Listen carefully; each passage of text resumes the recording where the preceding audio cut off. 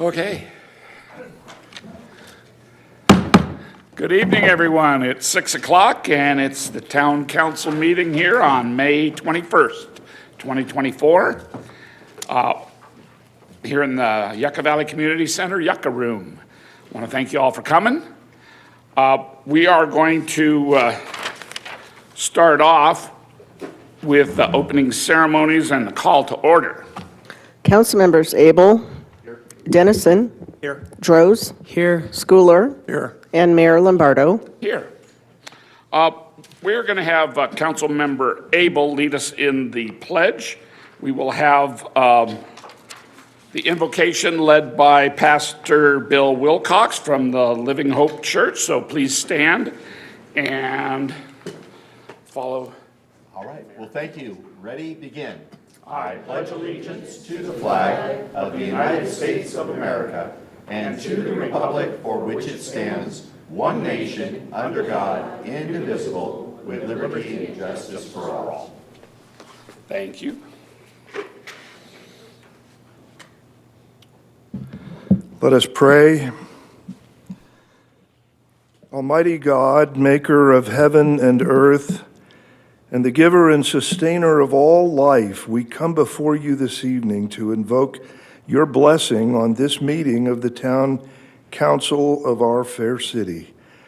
I acknowledge your providence in establishing the town of Yucca Valley those 33 years ago, and in placing these council members in their positions of service. And on behalf of everyone present here tonight, thank you for another day you didn't promise to us. As we're coming up on Memorial Day this weekend, we will be remembering those who gave their lives for this country. May we approach the business of this meeting through the lens of their sacrifice. And may we all keep perspective that the cost of our freedom to gather this evening was paid for by the very lives of these brave men and women we will be remembering. I pray for a wise and generous stewardship of the many facilities entrusted to the town, that they may be used as they are intended for the betterment and support of the community. I pray for our schools, for the students, staff, and administrators, that they finish the year well. And I continue to ask for your hand of protection on all our campuses. Keep them from harm and especially protect the children. We're mindful tonight of our first responders. Thank you for both their skill and courage as they go about the business of protecting the people of Yucca Valley. As lawlessness seems to be on the increase, we would ask for your divine protection upon law enforcement, fire, and emergency medical personnel. I continue to pray, Lord, against the fentanyl crisis. I ask that you intervene and stop the senseless loss of life. And Lord, I pray for our military, especially those who are right now deployed in harm's way. I pray for your grace to abound to them, for strength and good situational awareness. Please protect them from our enemies. Last of all, Father, I pray for this meeting tonight that you would give wisdom and discernment to each council member and each presenter, that the decisions they make would be for the greater good. I ask these things in the name of your Son, our Savior, Jesus the Messiah. Amen. Amen. Beautifully done. All right. Let's see what we have happening here. Let's do the presentations first before we get into the actual agenda. Tonight, we have a special event. It doesn't happen often, and we're sad that it's happening, but it's time for an outgoing employee. And we want to acknowledge Herson Godoy for his service here at the town. He's a very special and important person in our audio, visual, and communications, and we want to recognize him for his service. So if you'll join me at the podium and let me present you with this certificate.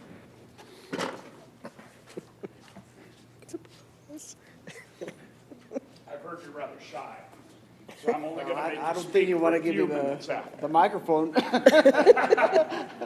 You make sure that the microphones work so that we can all speak, so now it'll be your chance. But certificate of appreciation presented to Hersan Godoy in recognition of your service to the town of Yucca Valley with sincere appreciation for your dedication, commitment, and professionalism. The Yucca Valley Town Council and staff thank you and wish you success in your future endeavors. Thank you so much. You've been wonderful.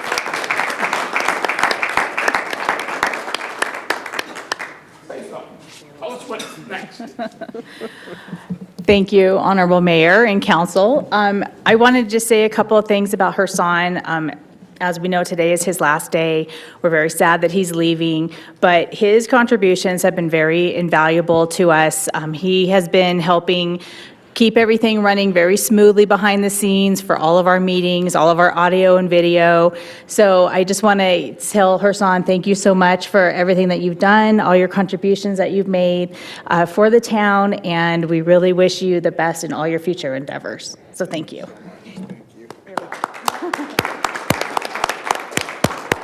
I just want to say thank you. I'm going to take this opportunity because I never get to speak. Everybody else does, but not me. So I just want to say thank you to Ryan. He's really the one that does everything behind the scenes. I'm just the old man running around with the microphone. But I do want to thank the town of Yucca Valley for allowing me the last 2 years to serve in this capacity. It's been an amazing experience, and I will continue serving the community in another capacity now, working at Copper Mountain College as the Veterans Resource Specialist. So I thank you guys from the bottom of my heart. Thank you. Best of luck in your new endeavor. All righty. Let's get the approval of the agenda. Is there anybody recommending that? Mayor, I'll make the approval for the agenda as presented. All righty. I'll second. All right. Council members Abel, Yes. Dennison, Yes. Droz, Yes. Schooler, Yes. and Mayor Lombardo. Yes. All right. On the consent agenda, it is items 1 through 6. All items listed on the consent agenda are routine matters or formal documents covering previous town council instructions. Items are enacted by one motion and a second without separate discussion unless a member of the town council or town staff requests dialogue on a specific item at the beginning of the meeting. Requests for public comment on the consent agenda items should be filed with the town clerk. So that's where we're at so far. Is there anybody in the public that has any comment on the consent agenda? Is there anybody in the council? No, Mayor, if there's no other comments, I would go ahead and make a motion to approve consent calendar items 1 through 6. Mayor Consent Dennison agenda. will second. Okay, it's been approved and seconded. Council members Abel, Yes. Dennison, Yes. Droz, Yes. Schooler, Yes. and Mayor Lombardo. Yes, okay. So we are now at the public hearing portion on item number 7, public hearing in connection with the placement of fiscal year 2024 and 2025 solid waste handling service charge on the property tax roll.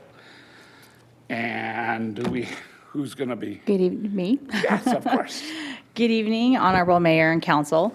The recommended item before you is to conduct a public hearing, review the report prepared by the town manager, and adopt a resolution authorizing the placement of fiscal year 2024-2025 solid waste handling service charges on the property tax rolls. So some background is, as the council is aware, solid waste services are provided to town businesses and residents through a franchise agreement that we have with Burtech Waste.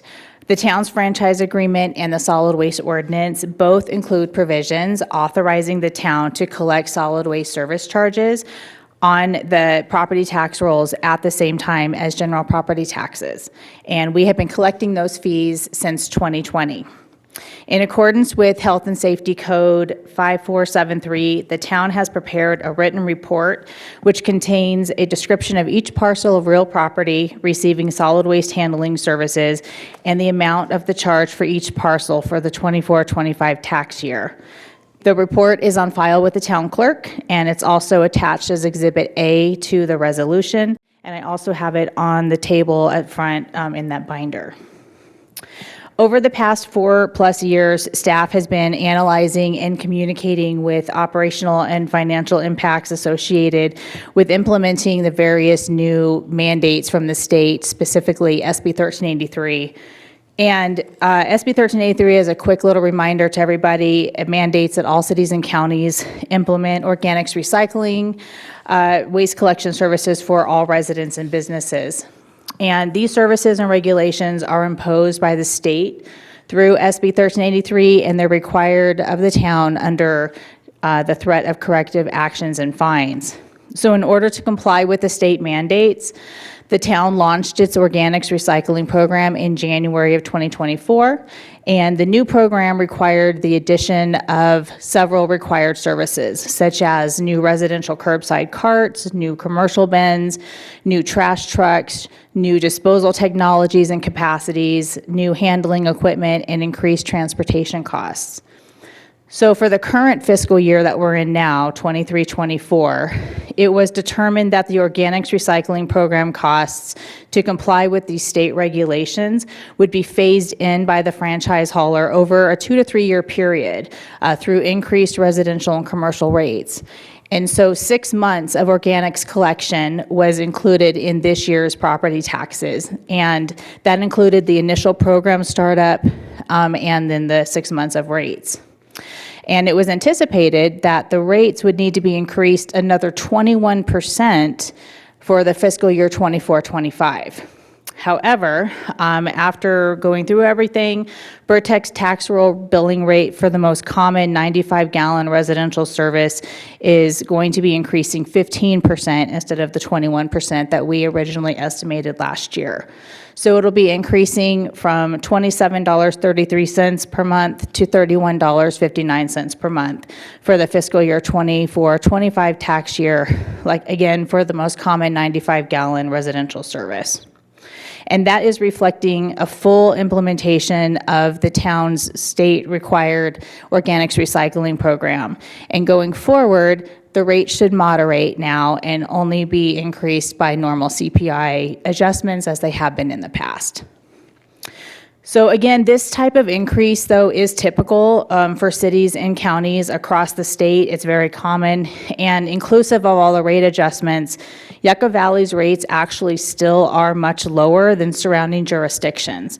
So, for example, I have a chart in the staff report, and you can see in there, for Yucca Valley, the proposed 24-25 monthly rate is, I don't know, is, I know, what are you doing, Hassan? Just because you're leaving, Husan. So, do we know what's happening? Online feedback. All right, there we go. Sorry about that. I just heard myself echoing. Again, so the Yucca Valley proposed rate for 24-25, again, is $31.59 a month. For example, Barstow is $34.59 a month. San Bernardino County is $37.14 a month. Town of Apple Valley is $37.21 a month, and the city of Victorville is $44.45 a month. So Yucca Valley at $31.59 a month is still fairly low. So prior to approving the placement of the service charges on the tax roll, Health and Safety Section 5473 requires that the town council to conduct a public hearing. Notice of this public hearing was provided in accordance with Health and Safety Code 5473.1 by publishing a notice of the hearing in the High Desert Star newspaper on May 1st and May 8th of 2024. During the public hearing, the town council shall hear and consider all objections or protests, if any, to the report and the placement of the charges on the tax roll. If the town council finds that a majority of the parcel owners subject to the charges have submitted protests or appear to protest, the report shall not be adopted and the charges must be collected separately from the tax roll. Upon the conclusion of the hearing, the council may adopt, revise, change, reduce, or modify any charge or overrule any or all objections. The resolution placing the charges on the tax roll must be approved by a 2/3 vote of the town council. So again, the recommended action before you is to, 1, conduct a public hearing, 2, review the report prepared by the town manager, and 3, adopt a resolution authorizing the placement of fiscal year 2024-2025 solid waste handling service charges on the property tax roll. And with that, I'd be happy to answer any questions following the public hearing. Okay, is there anybody in the public that wishes to speak on this waste hauling tax on our property tax bill? I don't see any. Nobody's jumping up. How about online? None at all. Okay, so back to council. Any questions, council? Well, I'm glad that Burtech, they set the rates, we don't set rates, and that they were very sensitive to our financial situation with our residents and so forth, and keeping the cost down as low as possible. I know they've been hit with a lot of new state mandates that we are required to carry out, or they're required to carry out. So I'm very, very glad they've kept the rates down for us, and I'll make a motion to move it forward. If there's any other discussion, I'll be glad to hear that. I would second the item also, but I just wanted to make a comment to Jessica. Thank you for your work, working with Burtech, our waste manager for the community. And when you had to navigate through SB 1383, there was a lot of work with that over the last few years for the community. And I think coming out one of the lowest costs per month in the entire county of San Bernardino, including cities, that's not easy work. So thank you for listening to us and the community and getting that done. All right. It was a lot of work getting this green waste thing going, and I think the things that you used to roll it out and to introduce it to the public have been a success. It seemed to have gone pretty smoothly. So thank you very much, and let's have our vote. Councilmembers Abel, Yes. Dennison, Yes. Droz, Yes. Schooler, Yes. and Mayor Lombardo. Yes. All right. On to item number 8, Public Art Selection, Summer Music Festival Programming. Yes, Mayor and Town Council. So this is another public art program moving forward. That's really exciting. This evening, we are asking you to consider a recommendation by the Parks, Recreation, and Cultural Commission. And here this evening to walk you through the recommendation is our Recreation Supervisor, Clayton Reardon. Welcome, Clayton. Thank you, Honorable, is that on? There we go. Honorable Mayor, Council, the recommendation before you tonight is that you approve the submission of logo number 4 from Sherry Scott as selected by the Parks, Recreation, and Cultural Commission. This is the logo that went through the Parks, the PRCC, then a 30-day public review period, back to the PRCC, and then to you this evening. This is Sherry's second application. She had 2 in the first utility box program. Both of those are now installed in town, and she's back again before you tonight. So we have some public comments. We have a few more than we have in the past. I think this is the second most that we've had, actually, and it's a little bit more diverse and more feedback. People are actually taking a little bit more time, longer responses to the public comment period. So, some of the other work that was also submitted, Adam shows this is his actual second. This is his second submission to the public art program. Desert Beat. Elizabeth Reyes, she actually put together a pretty robust package that showed all sorts of different marketing materials, t-shirts, and kind of a bit of background about what each of those things in her logo mean. Gregory, graphic designer, provided this logo. One of our youth commissioners submitted this one. And then Sherry submitted several different options for the Summer Music Festival enhancement. Pixon Studios had one that was more of a logo. It's another graphic design firm. It's a team of 2. And they also submitted a package that showed kind of bus stops, T-shirts, marketing materials, banners, everything. And then Janet Maldwin, art background, just in retirement, is branching back out into the public art world. So this is her first foray back into public art. And with that, I would be happy to answer any questions after public comment.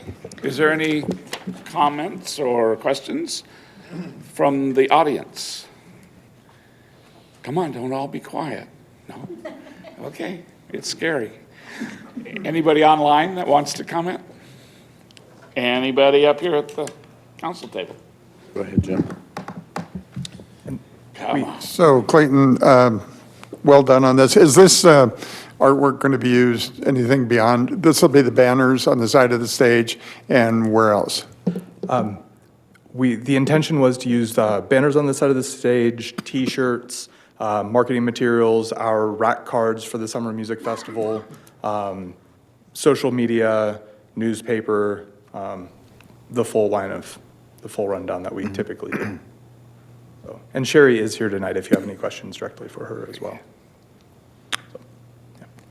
Yeah, I appreciate the efforts of the PRCC and staff. This is really what the council wanted to really embrace. We have a community of artists, and we need to get the word out that we have local talent and put that talent on display. And I am telling you, I am over the top, over the moon, whatever the phrase is, on just how those utility boxes turned out. And each and every one of them that was selected just really fits so nicely, and to see it on a larger scale has just been fantastic. So I can't wait to see it continue and so forth, and this is an extension of that. These are things that we can do. And if we have people like Sherry Scott and all these other very wonderful creative artists participating, then it shows that we're going in the right direction. We're going to get some quality entries. I definitely like this design and so forth. I think it's classy. I love the folk guitar, and also, of course, the desert theme that goes with it. It is a little bit more complex piece of art. So I could definitely see this, and we're going to keep these for quite a few years, right, for the summer concert series? The intention is for a 2-year span. So, okay. yeah. And again, I would really love to see these on each side of the stage with the large banners. I think that shows really well. However, for T-shirts, silk screening costs involved, that some of those other logos would be much more appropriate. And I saw that one, that Run Rabbit Run, which a silk screener would love because it's very simplistic. There he goes. Very simplistic. It's only, a couple silk screens and it's done. And if it's on a colorful shirt, a tie-dye shirt, a plain shirt or whatever, I could see that being really, really popular and easy to produce and very visible. So I would propose that we maybe send it back to the PRCC to perhaps look at what they would suggest for T-shirts and cups or whatever the other application is, or if the council's comfortable with one of the other designs, maybe having those as picking 2 artists, in other words, to represent the festival. That one screams Yucca Valley, Joshua Tree area to me, and it's very I don't know, retro, hippie. I think it'd be a big seller, very big seller. Tie-dye would be awesome. Yeah, but to try to tie-dye and do the other one, not to tie-dye, but to the silk screen, the other one is just too complicated and too costly. And I think these are young people, older people. I think everyone could get behind something like that one. And the artwork from Sherry, the intent is to dye sublimate it, so it's impregnated into the fabric, so you don't have this big, heavy print on the shirt that's not breathable in the summer desert heat. Uh-huh. So we are looking at alternatives to that. Okay, so my recommendation to approve Sherry Scott's for the large banners and for bulletins or whatever, other things, and to perhaps pick something else for T-shirt designs or other items. Mm-hmm. What does the rest of the council think on that one item? Is everybody else in favor of that? Well, and by the way, like this one here, was this like a runner-up, second place, third place? How did that score with the commission? They didn't, this was we didn't score them individually, but this was the second most talked about, and so. It's one of the more recollection is popular that it designs that was presented? Yes, this was the other thing that they talked about at length. Okay. Did the And on a public seem t-shirt to or like it something. on the comments? Yeah. Well, this one didn't go to public comment. I'm sorry? This design here didn't go to public comment. They just did public comment on one? Just on the one? Yes, yes, You only had so- public comment on Finalist. the one item, okay. Yes, Okay, right. that's why I didn't see anything. What you about might want to consider is, so when we did the call for art, we advertised a certain thing. Yeah. It was a program. Right. And the program included the list of items that Clayton just mentioned. We accepted the submissions, brought them to the PRCC. They narrowed it down really hard, obviously. It's hard, All yeah. of them are wonderful, right? Right. They narrowed it down, made a selection for that program, and did the public comment on that design, brought it back, reviewed the public comment to make sure, that, everyone liked it and all of that. And so that's the recommendation that's coming to you this evening. What you might consider is, we have to order banners, it's kind Yeah, of time let's do- sensitive. Yeah. Is act on the recommendation, and then if you would like to direct the PRCC to explore additional merchandise in addition to the program that was offered in the call for artists. Because we wouldn't really want to diminish what we offered to the artists when they submitted. So we can, there's no reason why we can't have more T-shirt designs than one, or Yeah, more merch than one. What's our, Yeah, I don't want to go overboard with merchandising and so forth and get stuck with a bunch of items. But again, when you said that, and we can, I like the design. I think it looks good on a grand scale, on a large banner. What else comes with that approval? What other application? Programming, programs and banners? Yes, yeah, the promotional, the full gamut of the promotional materials for the Summer Music Festival, Which includes? which includes brochures, print ad materials, T-shirts, those types of, Okay.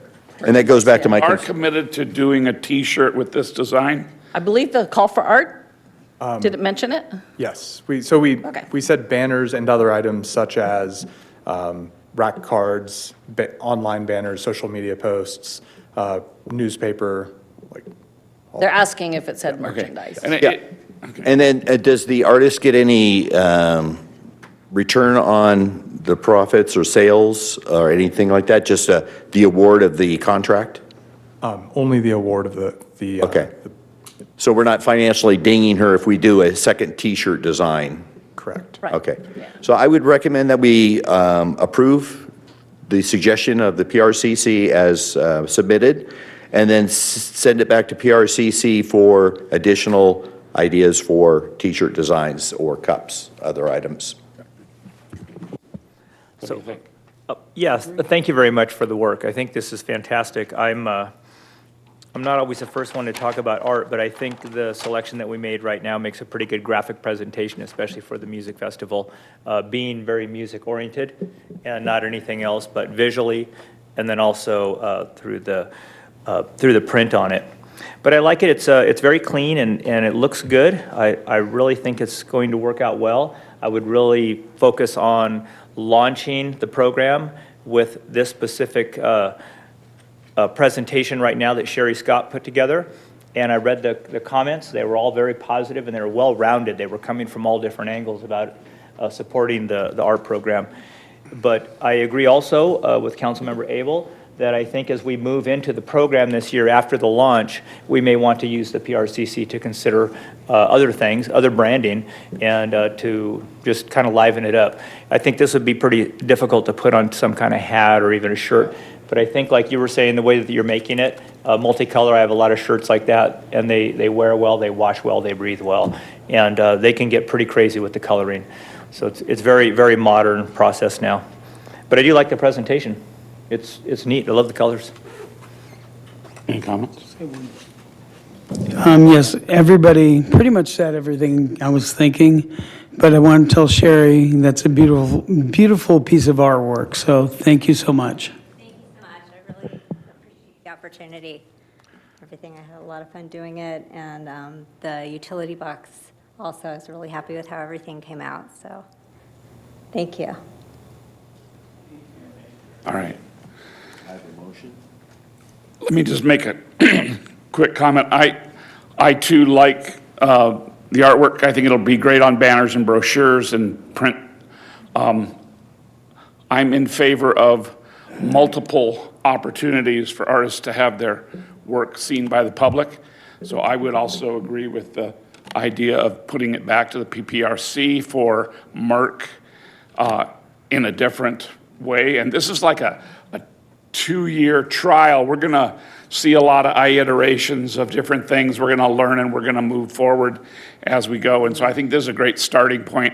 And I want to thank everybody for their efforts at this point, the artists for applying for this, and for the PPRC for the efforts. And it's tough when you look at artwork to judge one better over another, and especially when there's so many qualified people in our small little area. So I think more opportunities for other people to be involved is always a good idea. So thank you. Thank you for your efforts. Let's have a vote. I'll second. Councilmembers Abel, Yes. Dennison, Yes. Droz, Yes. Schooler, Yes. and Mayor Lombardo. Yes. Okay. Item number 9 is resolution number 24, authorization of the levy of a special service tax upon real property within Community Facilities District. That's a CFD number 11-1. Improvement areas numbers 1, 2, 3, 4, 5, 6, 7, and 8. It is recommended that the Town Council adopt the resolution authorizing the annual levy of a special tax for Community Facility District number 11-1, improvement areas 1, 2, 3, 4, 5, 6, 7, and 8 for the fiscal year 2024-2025. Okay. Good evening, Mayor and Council. Thank you for reading the recommendation for us. I have with me here Nadia Benelli from Albert Webb and Associates Financial Services to give the presentation for the council on this item. Great. Nadia? Good evening, Honorable Mayor and council members. I think I know how to operate this. So as Alex stated, this is for the annual levy of CFD 11-1, improvement areas 1 through 8. All new development is conditioned to annex into CFD 11-1, either one of the existing improvement areas or creating a new one. This is to cover payment or partial payment of services such as street maintenance, storm drain maintenance, landscape maintenance, street light signals, and signal light maintenance. The existing 8 improvement areas are 1 through 8, Warren Vista Center, Dollar General, Super Walmart, Yucca Valley Transfer Station, Hawks Ridge, Sage Estates, O'Reilly Auto Parts, and Mohawk Car Wash. Town Council acts as the legislative body and is authorized each year by resolution to determine the special tax rate amount to be levied for the current fiscal year, as well as the special tax rate. The special tax rate shall not increase more than the higher of the change in consumer price index, which for this year is 4.26 or 4%. So it would be the higher of the two. So this year it was the 4.26%. So these are the improvement areas. The total maximum allowable special tax increased over last year's amount by the 4.26%. As you can see, the actual applied special tax levy for this year is very much lower than the maximum allowable for the year, for the fiscal year 24-25. I don't know if you want me to read the dollar amounts out. Yep, okay. So for improvement area 1, the maximum allowable special tax for this fiscal year is $10,017.79. The levy is only going to be $5,999.99. For Dollar General, the maximum is $2,567.03. The levy for this year will be the $2,000 amount. Super Walmart, the maximum levy is the $23,800.02. The levy will be $17,000. For the Yucca Valley Transfer Station, the maximum allowable is $105,803.71. The levy will be $46,000. Hawk Ridge is a max of $9,077.68 with a levy of $2,000. Sage Estates, $37,854.95. The levy will be $33,999.86. O'Reilly Auto Parts, the maximum is $2,853.53, a levy of $2,600. Mohawk Car Wash, the maximum is $4,319.73 with a levy of $2,500. The district provides revenue to finance a portion of the cost of providing street, storm drain, landscape, and traffic signal maintenance and streetlight services within the boundaries of CFD 11-1. The applicable annual percentage change in the Consumer Price Index for fiscal year 2024-2025 was 4.26%, in accordance with the Riverside, San Bernardino, Ontario, California Consumer Price Index. The maximum allowable assessment for fiscal year 2023-2024 is increased by the 4.26% as defined in the rate and method of apportionment. The recommendation this evening is that the Town Council adopt the resolution authorizing the annual levy of special taxes for Community Facilities District CFD 11-1, improvement areas 1 through 8 for fiscal year 2024-2025. Mayor, that concludes staff report, and we'll be happy to answer any questions following public comments. Okay, is there any public comment on the tax levies on the special districts? No? Anybody online? No? Okay, anybody on the dais here? Go ahead. Sure. Thank you for the presentation. I'm just wondering what formula is applied or how is it determined, the tax levy as it compares to the maximum allowable tax levy? How does that work? That's based on the actual budget forecasted for this coming fiscal year in terms of the costs that are going to be incurred by the town to provide the services for the individual improvement areas. Okay, thank you. Are those numbers tabulated on a yearly basis to look back and say, oh, we spent $10,000 in that district? Do we? Yeah, usually because of the timing, right, and we're levying a year in advance, it's a forecast, but then at the end of the year, I'm sure there's an audit that's done and budgets are adjusted according to actual expenses. Okay. And then I'm sure there's capital improvement projects that kind of get added onto that as well. So they're actually looking at numbers of what was expended, projecting for the year coming. Is it in the budget to do something more? Okay, got it. I'm sorry, did I cut anybody off? Everybody good? All right, I'll move the item. Mayor, I'll second. Okay. Councilmembers Abel, Yes. Dennison, Yes. Droz, Yes. Schooler, Yes. and Mayor Lombardo. Yes. All right, very good. We're on to an interesting one. Number 10, commercial special events, swap meets, and parking lot sales. Recommend that the town council receives the report, takes public comment, and provides direction as deemed necessary. So let's hear what that's all about. Good evening, Mayor and Council. The recommendation for this item is that the Town Council receives the report, takes public comments, and provides direction as deemed necessary. So this is kind of a summary of our temporary special events that we allow by our code.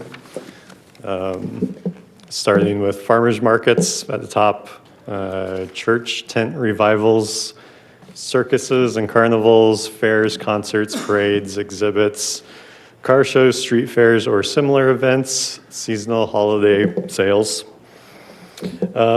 So as part of this research for this item, we looked at how other cities regulate these types of things.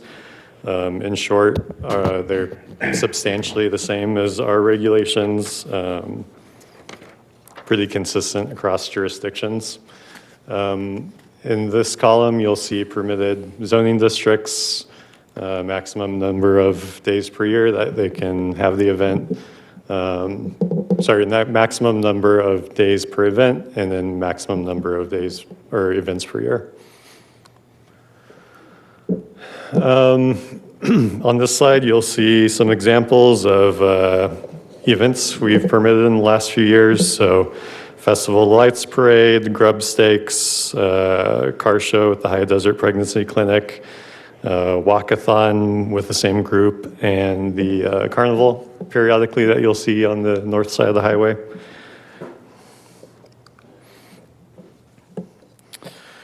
So special event permit requirements allow the town to evaluate events for compliance with local, state, federal requirements, and allow us to verify that no impacts will occur on surrounding properties or on public streets.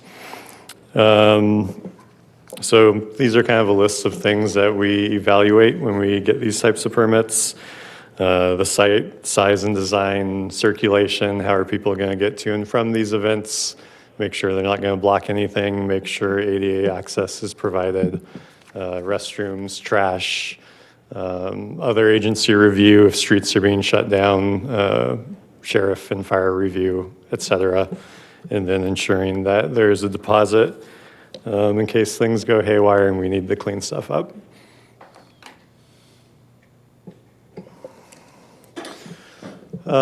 So these are the town regulations for swap meets. So I'll just kind of go through each of them a little bit. If more discussion is required, we could discuss later.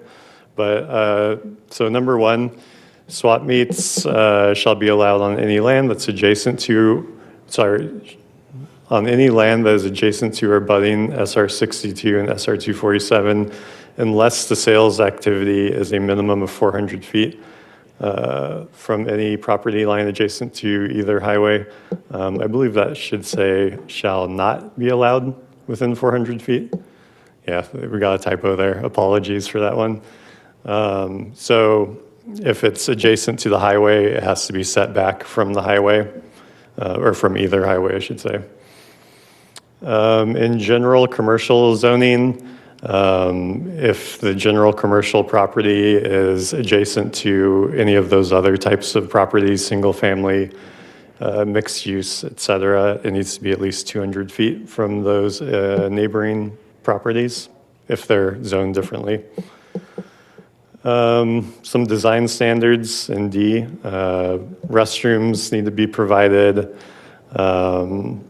potentially landscape screening, our parking and loading regulations for our parking chapter of our code, minimum parcel size of 5 acres, and no direct access from 29 Palms Highway or Old Women Springs.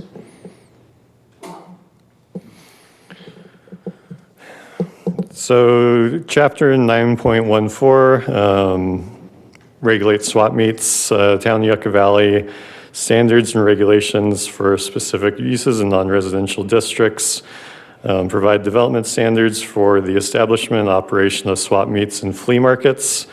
Prior town councils desired that swap meet type events should not be visible from SR 62. With 29 Palms Highway being the front door of the town. Town Yucca Valley Development Code defines swap meet as any indoor or outdoor place, location, activity where new or used goods or secondhand personal property is offered for sale or exchange to the general public by a multitude of individual licensed vendors, usually in compartmentalized spaces. A fee may be charged to prospective buyers for admission, or a fee may be charged for the privilege of offering or displaying merchandise. This one's kind of important because it does apply to a lot of projects, as the term swap meet is interchangeable with and applicable to flea markets, auctions, open-air markets, farmers markets, or other similarly named or labeled activities, but the term does not include the usual supermarket or department store retail operations.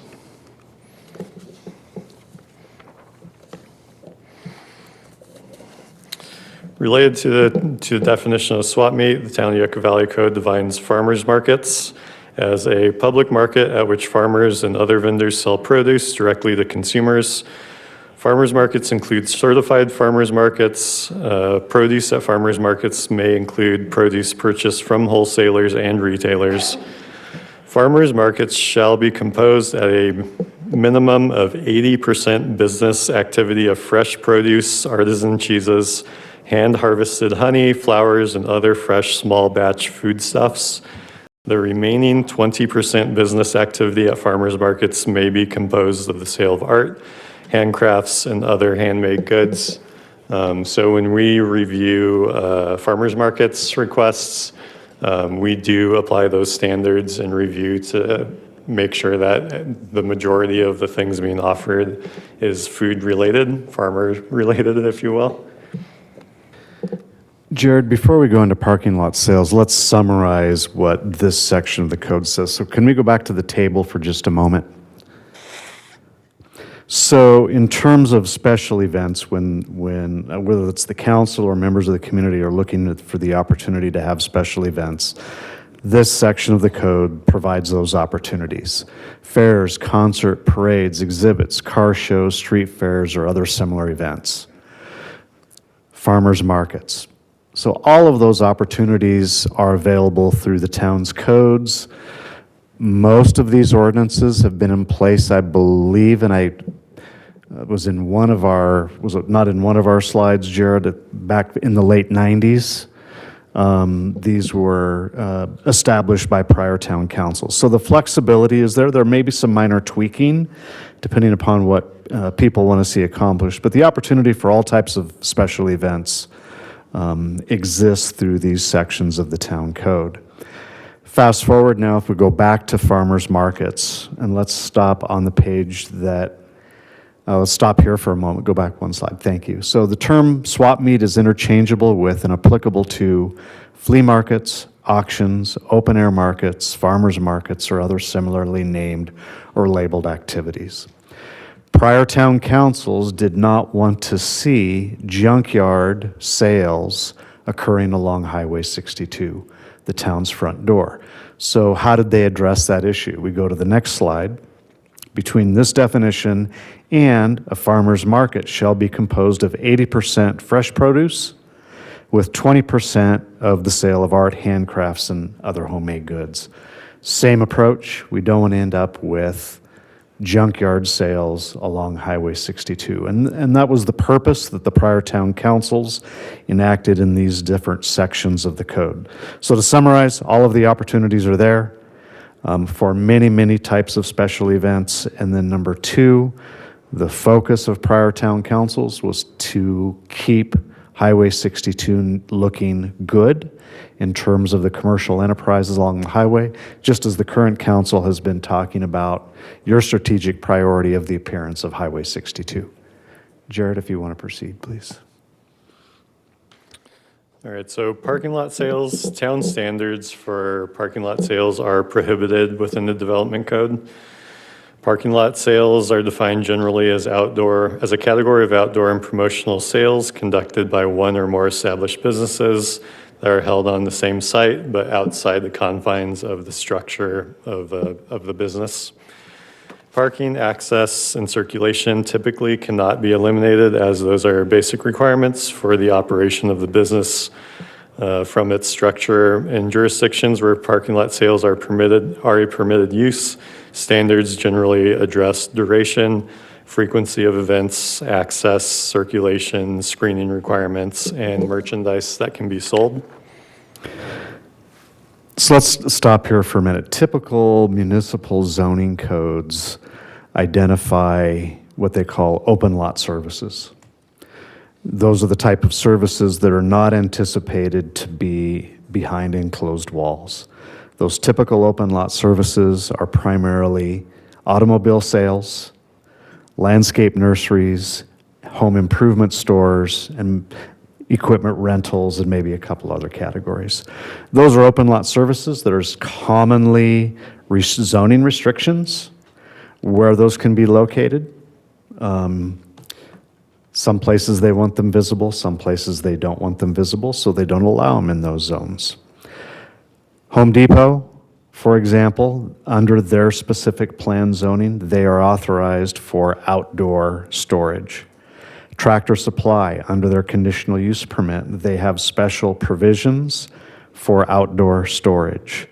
Of course, automobile dealers, whether it's new or used, they have those use permits for outside display of vehicles, common means. For other types of retail, typically, cities do not encourage them to have outdoor sales.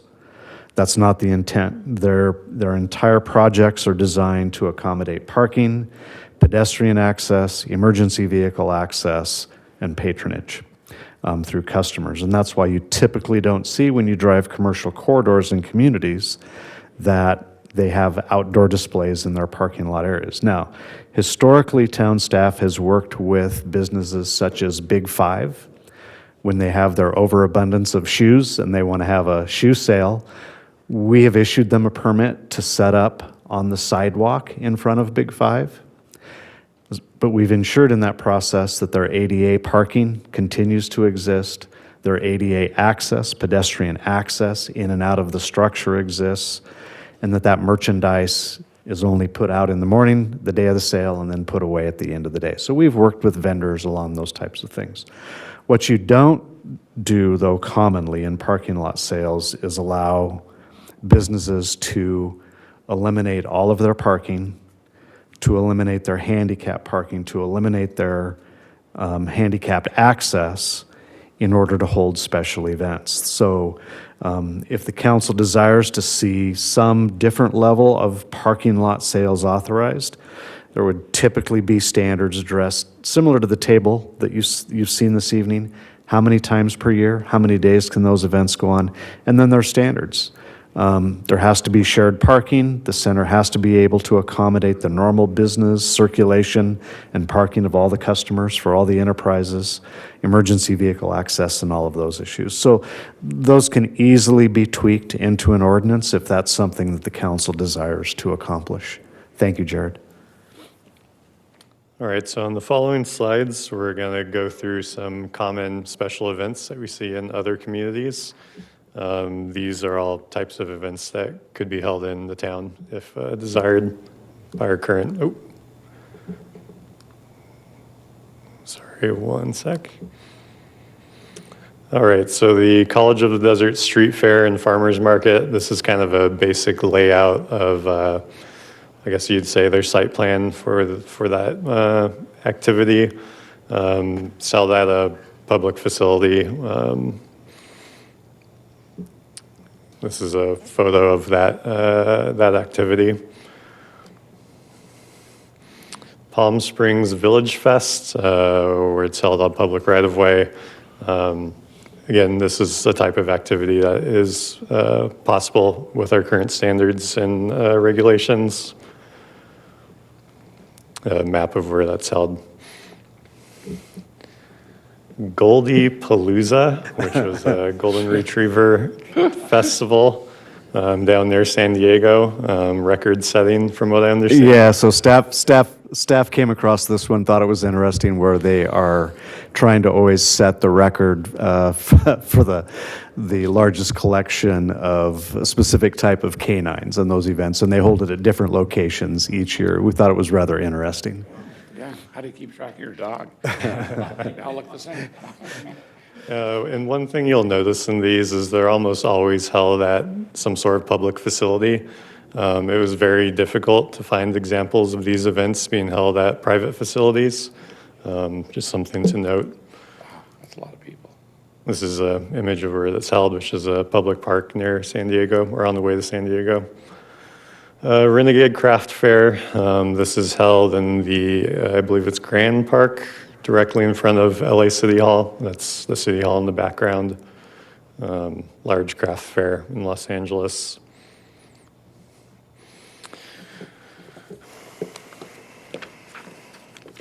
So as you saw in the slides, our regulations are broad for evaluating commercial special events, and our regulations are substantially similar to other jurisdictions' regulations and standards. There may be nuances here and there, but for the most part, the majority of events that you see in other jurisdictions are allowed within the town. Again, the recommendation is that the town council receives the report, takes public comments, and provides direction as necessary. And we can answer questions following public comment. All right. Thank you. That was really good, John. Is there any interest in the public to talk about any of these items? Any comments? We really want to know what you're thinking so we know if we're on the right track.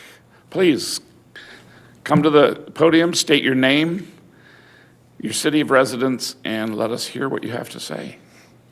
Hi, I'm Diana Bonner. I live in Yucca Valley. I was wondering about the street vendors that we have on the sidewalks and parking lots, sometimes in front of restaurants, right out here on Old Woman Springs with their flags flying into the street, basically. They were over in the dirt off on a lot and on the side, but now they're right in the middle of the sidewalk. What is being done? Is there any after-hours ordinances or somebody policing these? Okay. That's not exactly on this subject, but your point is taken. Do you want to comment on that at all? So the Yucca Valley Planning Commission next Tuesday night will be discussing food trucks as part of the town's street vendor regulations. I'm sure the Planning Commission would greatly appreciate any input that the public has on that topic, number one. Number two, Caltrans prohibits vending from the state right-of-way. And so any of the street vendors that you see on the sidewalks, they are in violation of Caltrans regulations. And the town enforces the non-permitted street vendors through any means that we have available through our code enforcement team. So those actions take place on a regular and ongoing basis. And I'm sure there's going to be future town council discussions as every community across Southern California is dealing with those issues today.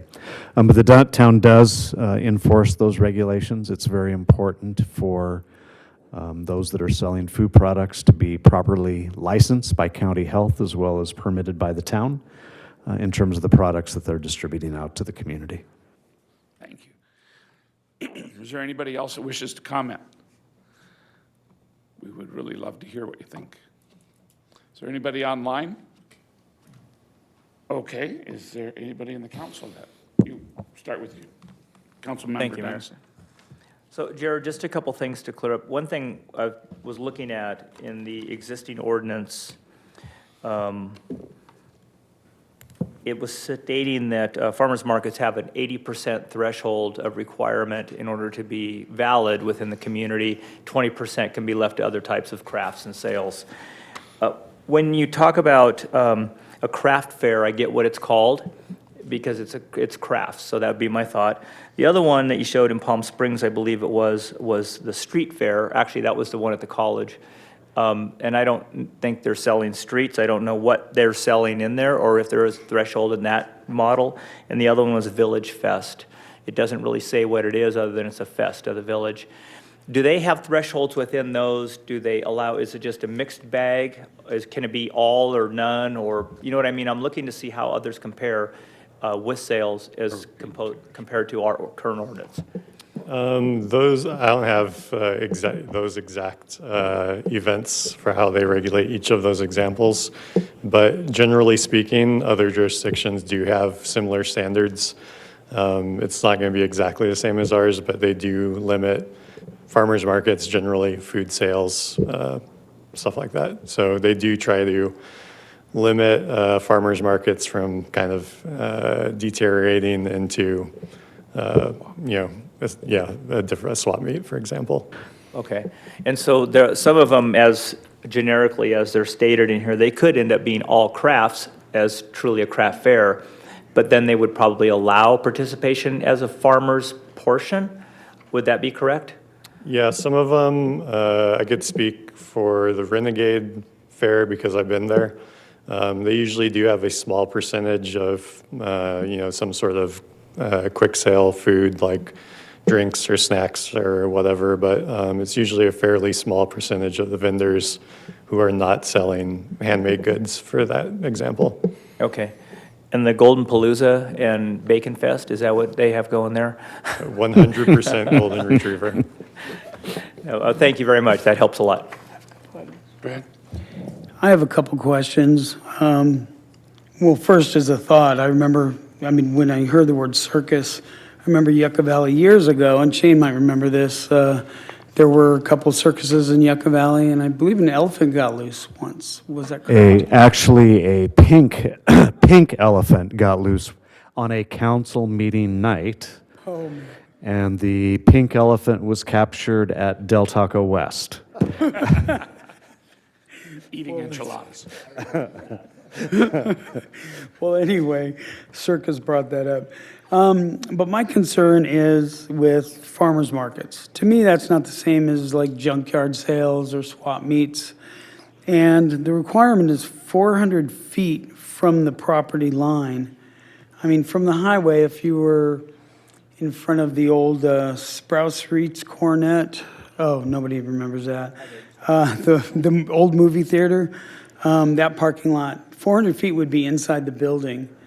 So I don't know if that is a little too far, and it also says 5 acres. So, I mean, how many farmers markets can you put on 5 acres and be less than, more than 400 feet from the highway? So I think we should look at those two things, 5 acres, if I'm understanding it correctly. Okay. May I ask one more question? Sure.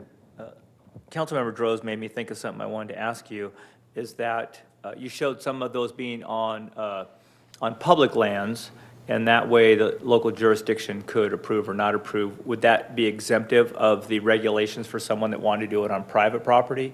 So as an example would be the Old Town parking area. It's being designed to where we could have certain types of events there, and in the ruling right now underneath 5 acres for it of development, even though the area is probably that large almost, but it's certainly not 400 feet, maybe 40 feet. And so would that exempt that location from these types of activities under the current policy?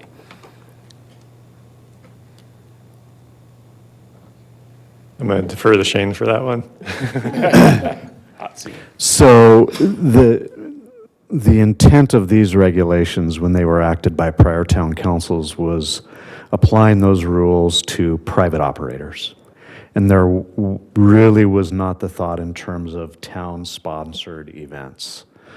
So if the town wants to start looking at a program, I think we'd look at that separately from these regulations if you're trying to accomplish something on public land. Secondarily, and I know this comes as shocking to many people and we don't talk about it that often, but cities aren't required to follow their own codes. So, but that's a completely separate issue. These codes are for regulating private activities on private property. There was no thought that went into these in terms of a town-sponsored functioning event. Ordinance may need to be tweaked a little bit in order to accomplish that. And thank you, that answers it, because I think we could have site-specific activities, within our own jurisdictions. So That thank helps. you.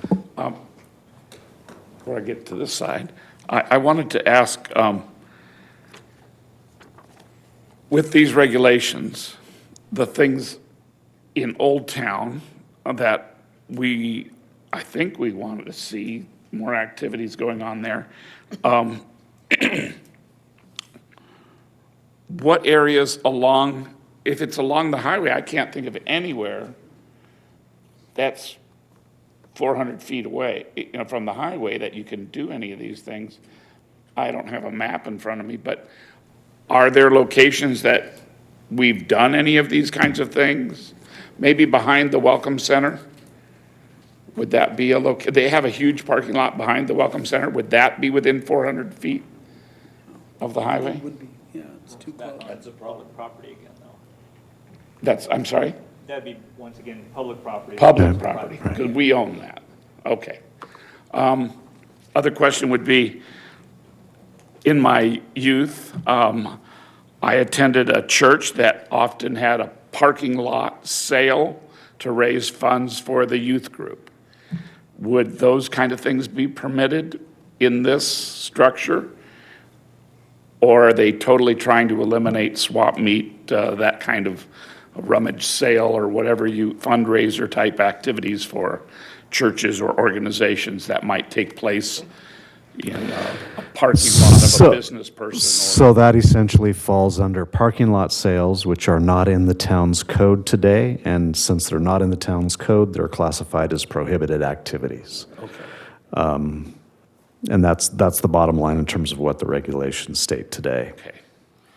Is there a way to incorporate those in some meaningful way so that well, I don't know if it's even needed, but that would be my other question is, what type of frequency do you have to deal with these kinds of things in the past? Have you had to shut down places, or have you been requested for permits on things that you said, well, we don't really do that? I would guess we get requests for something similar, anywhere from 0 to 4 or 5 times a year. Okay. Right. And we're trying to eliminate the idea of a swap meet anywhere in town but the swap meet that exists currently. It's off the highway, it's covered behind a wall. All staff is doing this evening is presenting your existing standards. Okay. In terms of special events, and then that one category that even the council has talked about over the last couple of years, and the desire to see a farmer's market. So we're just presenting what the standards say today, and some of the rationale that the prior councils had when they enacted those regulations. It's helpful. I would like to see some kind of ability for churches that are not on the highway maybe to have something in their parking lot, because they're usually pretty big parking lots. They're usually not always used. They use them one day a week. So that kind of thing.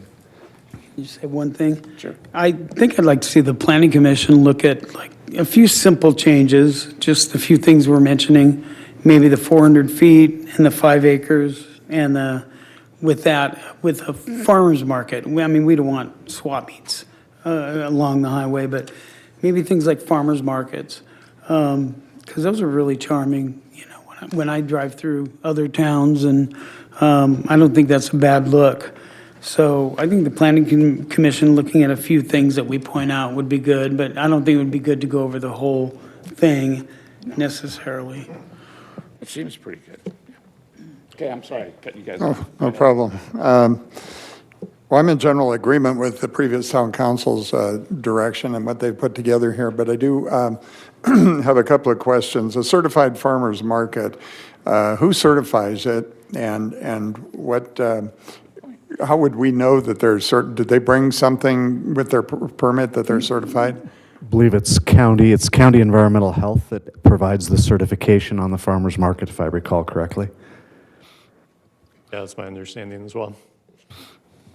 Okay, so I think that probably is a good set of standards for a farmer's market. I don't necessarily like or think that a farmer's market and a swap meet should be equal, that there's a big enough difference between the two that maybe farmer's markets should be considered separately.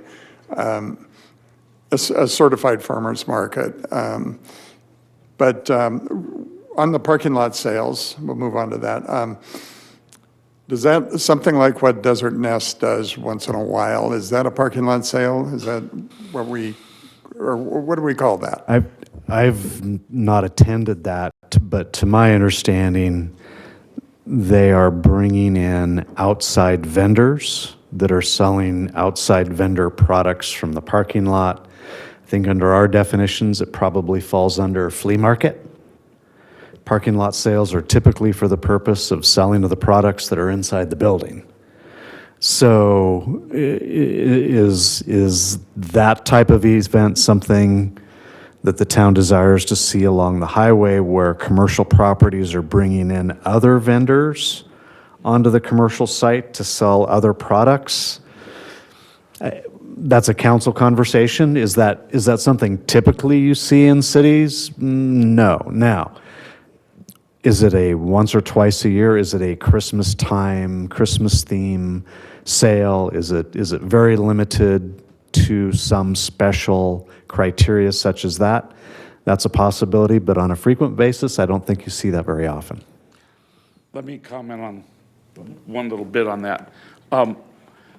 The Desert Nest thing, I think, was an attempt to try to bring the merchants together at a time when they were hurting. I think it was during the COVID period, if I'm not mistaken, after they kind of relaxed that a little bit. But it was an idea of trying to form a camaraderie among the different vendors and giving them an opportunity. I think it was the Merchants Association or something like that. That was the trigger behind that, and they were promoting trying to take care of one another. And I'm for that. I like our community attitude of we help each other succeed, and I would like to be able to find some way where, if that was their desire, that it's possible to happen. I don't want every day for 3 days in a row swap meet, but like you were saying, under limited circumstances, and maybe it's a permit that they can get approval for. Maybe, I don't know how you'd work it into the written structure, but I think it should be considered to be able to be done in a parking lot on a business like Desert Nest, which is associated with the highway, but not actually on the highway per se. There is a barrier between them and the highway, I think. But there's a little bit of landscaping between the two places. But I like the idea of, forming a space where they can help one another. So I think it should be considered. I think that's maybe where I was going with the conversation, bringing them up. It seems like that's tremendously popular, and the goods that are being sold are not swap meet kind of goods. It seems like it's pretty well organized. And on a limited basis, I think you said 2-3 times a year for a special occasion, they do something like that, or a business would want to do something like that. I think at least we should have a consideration for that, some way for them to meet the requirements and maybe make that happen. It's kind of, I agree with what the mayor said, it's kind of small town, hometown feeling to have events like that from time to time, not on a regular basis, but occasionally to have something like that, well organized, good product out there, not really imposing on any other businesses, it seems like. But I'd like to see us pursue some way to make that happen, or to make that okay to happen, if we could. One other question on the rummage sales, the car washes that we see, the benefit car washes that just pop up and happen, and there's people out with the signs. Do we have a name for that? Does that fit into one of these categories? There's no specific name for those. It's interesting over the years that the last time that topic came up was actually due to a church from Joshua Tree coming into Yucca Valley to hold car washes in the Big Lots parking lot. And the conversation of, can't we regulate the out-of-town car wash and kick them out of town while still allowing the other car washes? So just a little bit of history, that this is not a new topic. It's been talked about a little bit. It's never been addressed, and maybe that fits in, and staff hasn't had any time to really think about that. Maybe that fits into these regulations somewhere, and we can look at that simultaneously with the others. I think it'd be good if we looked at that so that it's Yeah, I'm not saying Regulated I'm somewhat, in but still favor possible. or necessarily opposed to those, but it seems like those should be folded in here somewhere so that we know what's okay and what's not okay. And let's see if I have anything else here. Okay, I just thank you for bringing up the Goldie Palooza. I wish I'd have thought of that. Sounds like a pretty cool event. That's it for me. All right. Thank you. Yeah, I remember 35 years ago, before we became incorporated, coming into town, and I thought to myself, I've never seen a community have more garage sales, car washes, and rummage sales than this town. It was like every weekend there was multiple car washes, multiple people bringing stuff out, selling them in the parking lots, and it just I can see why the town council tried to tighten things down, and it really has helped in a lot of ways. I'm not opposed to a church doing some type, or a nonprofit doing some type of a rummage sale or whatever on their own property, in their own parking lot, and have an ability, but I don't want them to be out there at the old High Desert Star building having a swap meet out there, a garage sale. Seeing all that stuff is just not very pleasing, and it really doesn't make sense to have that right in our corridor. The feedback I receive from residents is they don't want swap meets, they don't want rummage sales out on the main highway. They don't want washing machines rolled out on the sidewalks. They don't want thrift stores displaying goods outside. What they do want is they want gathering things like the holiday craft fairs or the holiday festivals like Desert Nest has held before. They want farmers markets. They want more places to gather and have, especially during the holidays, things to do and events that seem to go over real well. So whatever the Planning Commission can do to sort of help us move in those directions, I'm very much open to hearing those ideas. I'm a little concerned that the bar is maybe too high on the farmers markets. I think you said 80% to 20%. I mean, we could lower that threshold a little bit just to be able to help financially make a farmer's market viable and so forth, but we don't want to turn it into a swap meet or a weekend garage sale. Definitely don't want that. When they're looking at special events and so forth as well, I would like the Planning Commission to really consider not being able, or not people not being able to host circus events in town that have exotic animals on display or in acts. So I think that we need to update the circus situation. That's not something I could stand behind anymore, knowing a little bit more facts about that. So I think the circus thing should be looked at, and not allowing exotic animals to be on display or being used. Let's see. I think that's basically it. The events that I've gotten feedback from is, wanting to do things like we've seen at the Desert Nest on a very limited basis, very few and far between, but then also having them giving them some type of a formula or a way of going forward with it. I noticed in Los Angeles, that big, huge one in front of wherever that was, they've got the big bucks because they have every tent is exactly the same tent. So it looks really uniformed and very classy. You're not going to be able to get to that level of farmers market in our small community, unfortunately. But again, a farmers market kind of thing would have to go through a permit process and be evaluated for safety, restrooms, all those types of things. So that's my input on what the Planning Commission should be looking into. Okay. Do you feel like you got enough direction? Yes, sir. I think staff has sufficient direction. And I just want to make a closing staff comment that we made to the Planning Commission last week. You're working on a number of issues related to Highway 62 right now.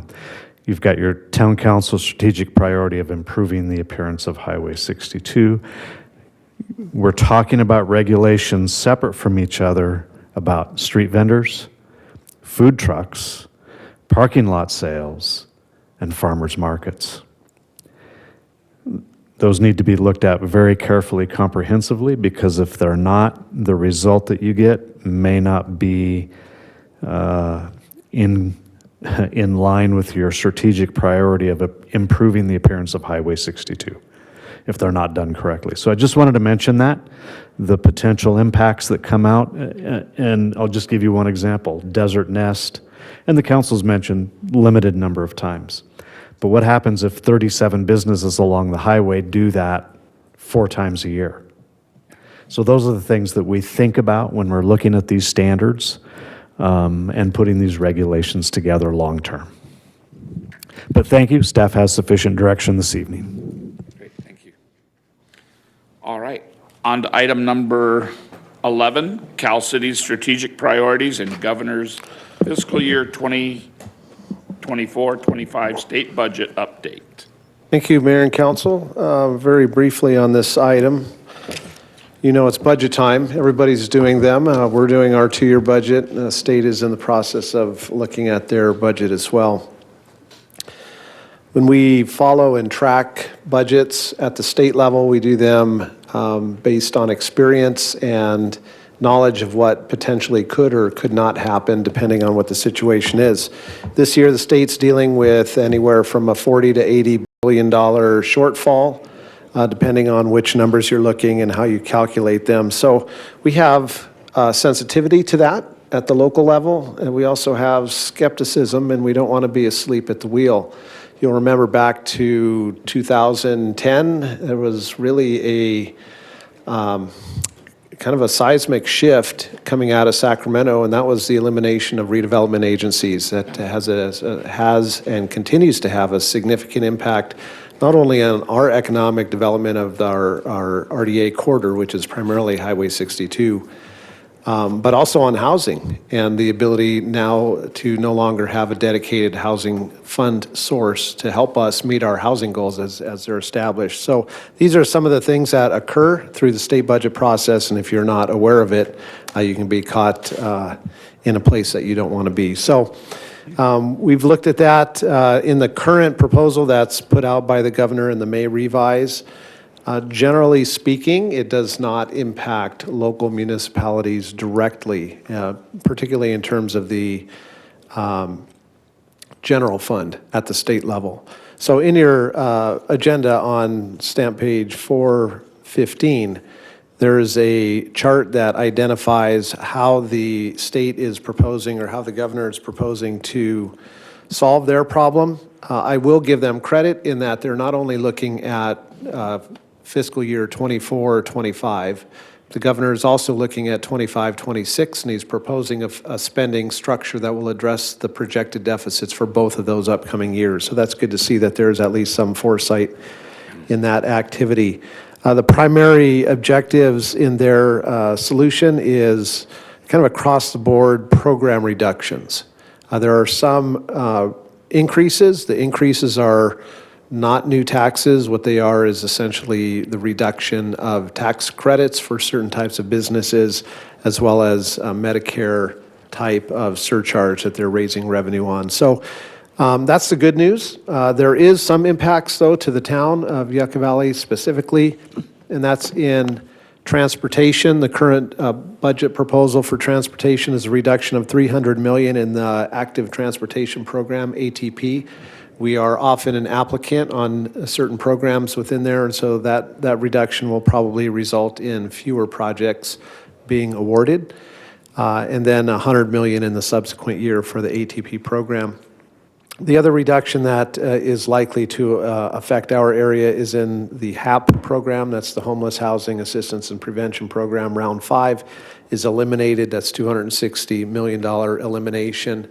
In the last funding cycles of HAP, the town received anywhere from, not the town, the Morongo Basin received anywhere from $100,000 to $150,000 for assistance of homeless programs, so it's unlikely that that will be moving forward in our area. In terms of next steps at the state level, this May revise was generated by the governor's office last week or the week before.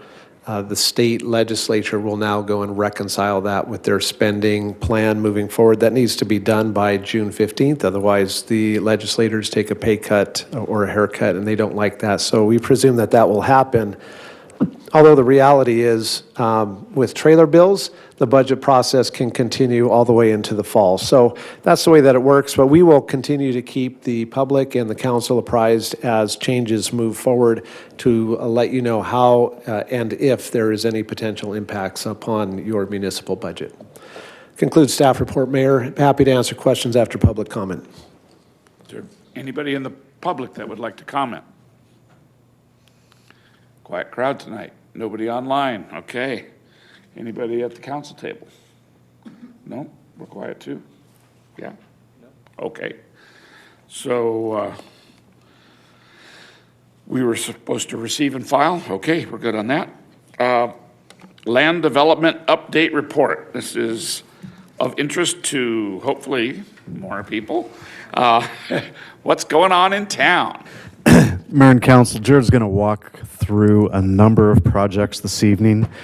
Basically, a brief project description and status of those projects. Then we'd be happy to answer any questions at the end of that presentation. All right, the recommendation for this item is that the town council receives and files. The first project that you may have been hearing about for the last 3 or 4 years is Domino's Jersey Mike's. This is over in the East Stater Brothers outer parking lot between the new Quick Quack and the Verizon GameStop stores. It's been approved by Planning Commission a few years ago, so we're just waiting on them to pull their building permits, which they can do at any time. This is a rendering. You'll see Jersey Mike's on one end, Domino's on another end. Starbucks West, this is a more recently approved project, 1,200 square foot Starbucks in the other Stater Brothers parking lot in the west side. It's in that corner next to Desert Nest. And similarly, this project's been approved by the Planning Commission a while back, and just waiting on the applicant to pull building permits. Their permits, I believe their plans have been approved completely, so it's just a matter of issuance. Rendering of the Starbucks. And this is on the pad that I believe was formerly Burger King. Yeah. Time Warner Communications and Charter. This is on La Contenta, just up the street from the middle school, between the highway and the middle school. Similar to the other projects, it's been approved by the Planning Commission and just waiting on the property owner or the applicant to submit building plans and get their building permits issued. Vertical Bridge Monopine. This is in the area generally south of Highway 62, off of Mountain View, I believe Grand and Mountain View. That intersection, it's located at an existing place of worship that had some extra property that can accommodate a fake pine tree. They are waiting to have their hearing with the Planning Commission. They're finalizing some of their plans and reports, but we're expecting that to come in any minute. And this is a rendering of that pine tree antenna. For those of us that use T-Mobile, we're actually hoping they get this project moving forward rather quickly. T-Mobile had been on the pine tree that's behind the Middle Eastern restaurant over in the central part of town, and that system has been down for some time now, and that's why the T-Mobile service has not been as good as it had been, and from what we've been told, this is primarily for T-Mobile, so we're hoping they can get moving forward with it rather quickly. Next on the list is the Sun Mesa mini storage. This is, as you can see, over 89,000 square feet of mini storage, just slightly north and slightly east of the intersection of Buena Vista and 247, up in that industrial area up there. They're currently preparing some environmental studies that are required to initiate their CEQA review. So we're hoping to get that sometime in the early summer and kick off the CEQA process. All right, Tumbleweed Sanctuary was the first to submit a CUP application this year. They are proposing to have to engage that single-family special event regulations that were recently adopted. So they were the first to submit an application for that. This is a copy of their site plan, which they're tweaking a little bit, but making some minor adjustments to it. They are currently also, like the mini storage facility, preparing some technical reports to make sure no Joshua trees are murdered and no traffic impacts occur. Casa del Tequila, this was approved a handful of months ago. It's a small addition to an existing structure over near Inca and 29 Palms. I believe it was most recently Cole Michael's Salon. It's been various restaurants and other businesses in the past. But it's basically going to be a tapas bar with food and alcohol. We are expecting their building plans to come in any minute. Their designer has indicated that they're just waiting on some stamps from their engineering team. So we should be seeing building plans any minute for these.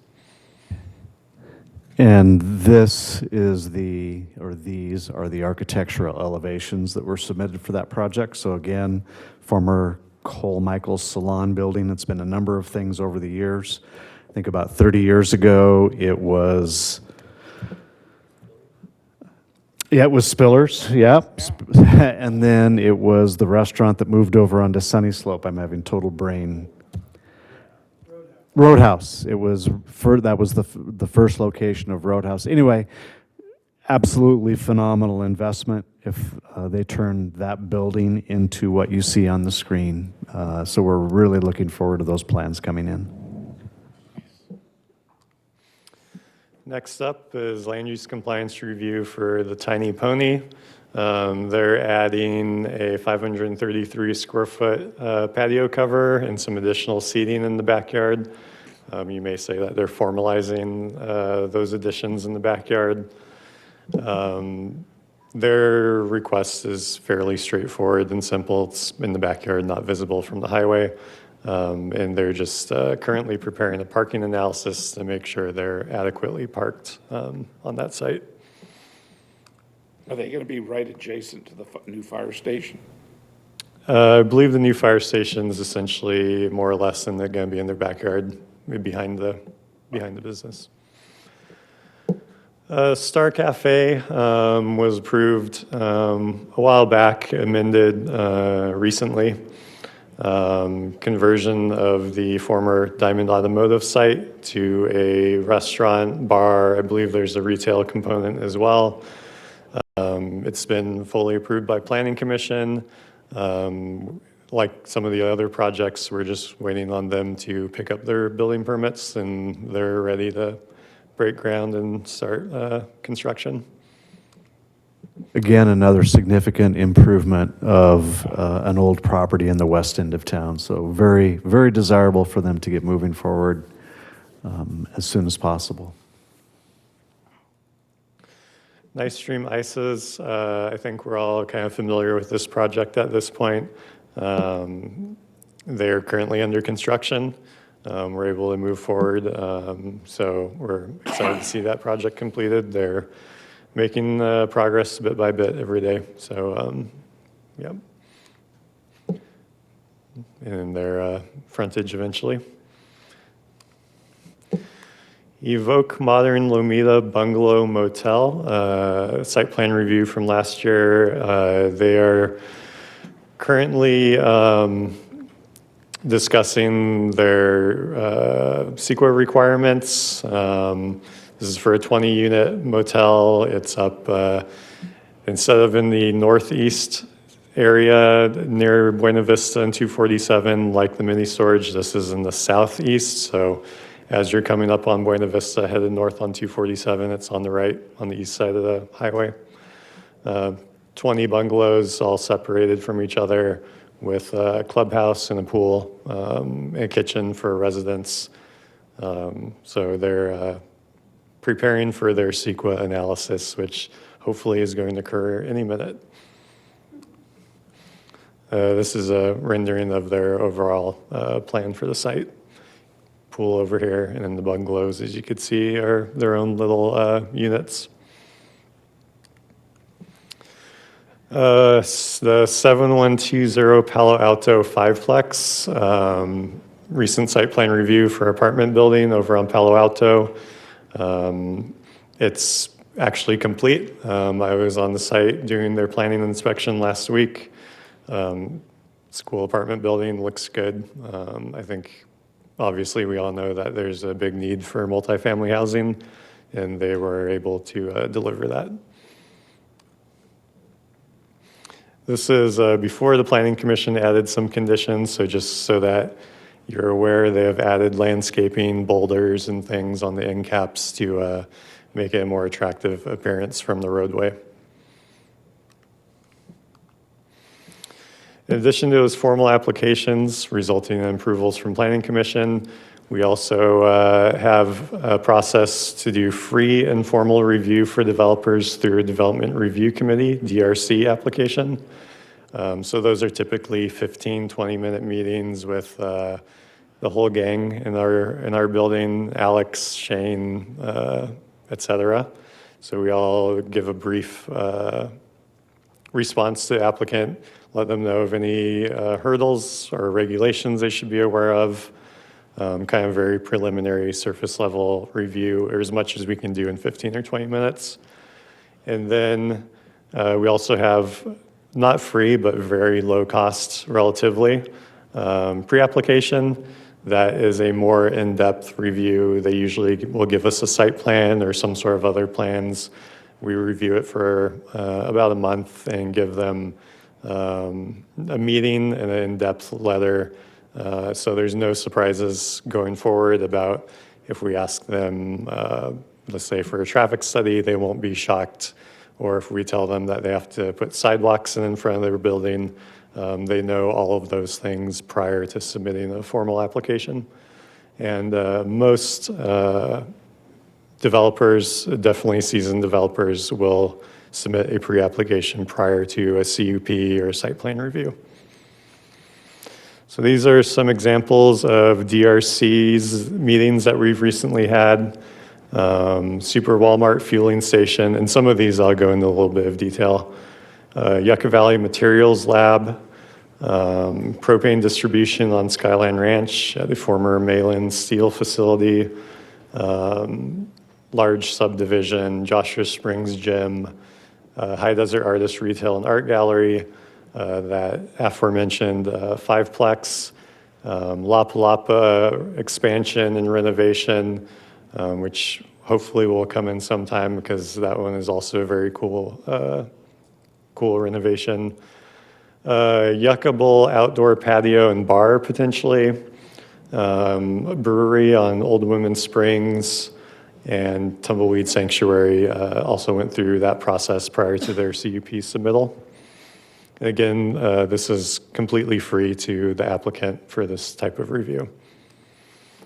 So here's an example, Super Walmart up in the northeast portion of their site are considering a fueling station, a 6-pump, a hose on each side, so essentially 12 dispensers, plus a 1,400 square foot convenience store. Circle K, it looks like site plan got tweaked a little bit, so we're gonna have to use our imagination here. But it's at the northwest corner of 29 Palms and Avalon. From what I understand, they're doing some preliminary investigation of the site for faults and things of that nature. So it's potentially a construction of a fueling station with 10 fuel dispensers, quick serve restaurant, a 5,200 square foot convenience store. The preliminary site plan illustrates a drive-through for that restaurant, 45 parking spaces, 17 semi-truck parking spaces, and a diesel truck fueling facility. But recent conversations indicate that they may remove the diesel truck parking and fueling component of the project, so they're still tweaking the project a little bit. So we were very excited at the staff level to see their first concept come in because it provides the opportunity for large, not just the semis, but large recreational vehicles that are pulling boats and other toys that people use today. They have come back with a revised site plan that completely eliminated the semi-parking and the large vehicle parking, and which gives us another typical Yucca Valley fueling station, which doesn't address one of the big needs that we have here. So staff has been communicating with them, asking them, or encouraging them, I should say, maybe you really want to go back and look at your original concept, because there's nothing like that here, and there's definitely a need for it. So those conversations are underway. Sorry, Jared. We recently had a pre-application for Lighthouse Christian Center. That's at the former Bank of America building. From what I understand, they have purchased that building and intend to potentially convert it to a church, which includes nursery, children's ministries, classrooms, and a 1,470 square foot coffee shop with drive-through. So they would utilize the existing drive-through to potentially serve coffee from the structure. So kind of a mixed church and coffee shop hybrid, if you will. This will be an interesting one. It's not one that we've seen before. It's kind of an interesting mix to have a restaurant operating that turns into a church a couple times a week. The big thing that staff's going to have to look at here are the traffic impacts in terms of access and circulation, ingress and egress. Not exactly sure how all of those things are going to work. This is right across from the center where Starbucks West is going to go in. So if you can imagine the increase in traffic, especially the AM traffic in Starbucks West and the Stater Brothers West Center, and then if the coffee shop opens up at this location, there's going to need to be some traffic studies that show us how that's going to work.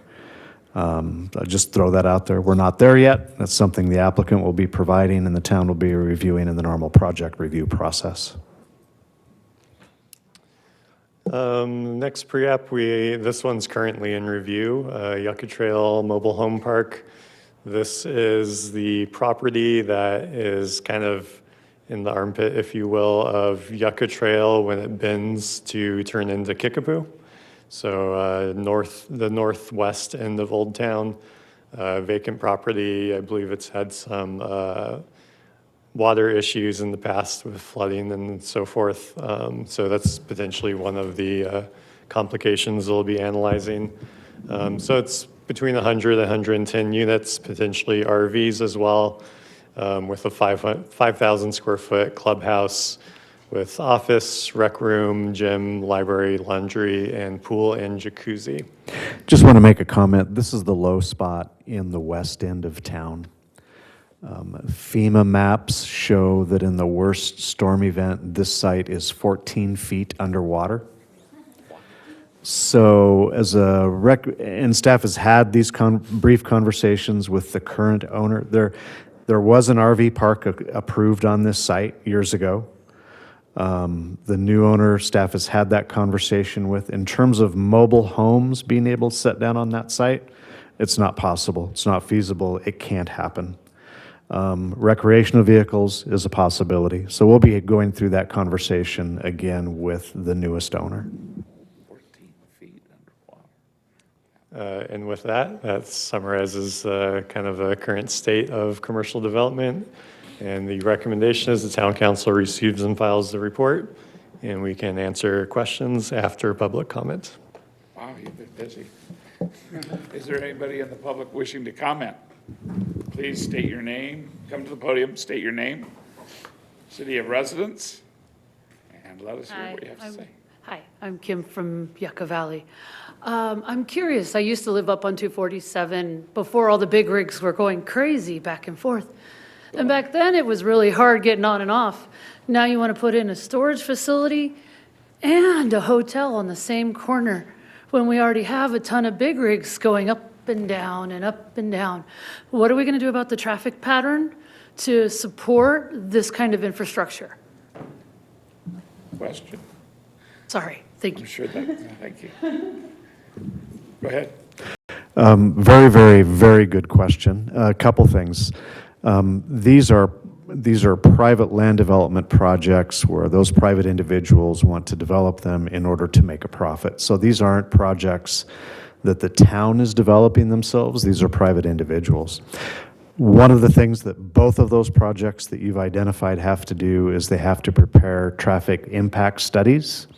And those traffic impact studies evaluate ingress, egress, trip generation, impacts at the primary intersections of Buena Vista, State Route 247, potentially one other location on State Route 247.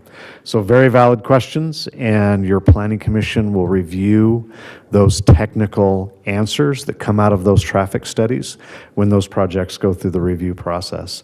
And then just finally, long-term, the Town Council has identified, and they talk about multiple times throughout the course of the year, we need to continue to push Caltrans for improvements on State Route 247 for safe access for local residents while ensuring that that state highway continues to provide its function of state transportation.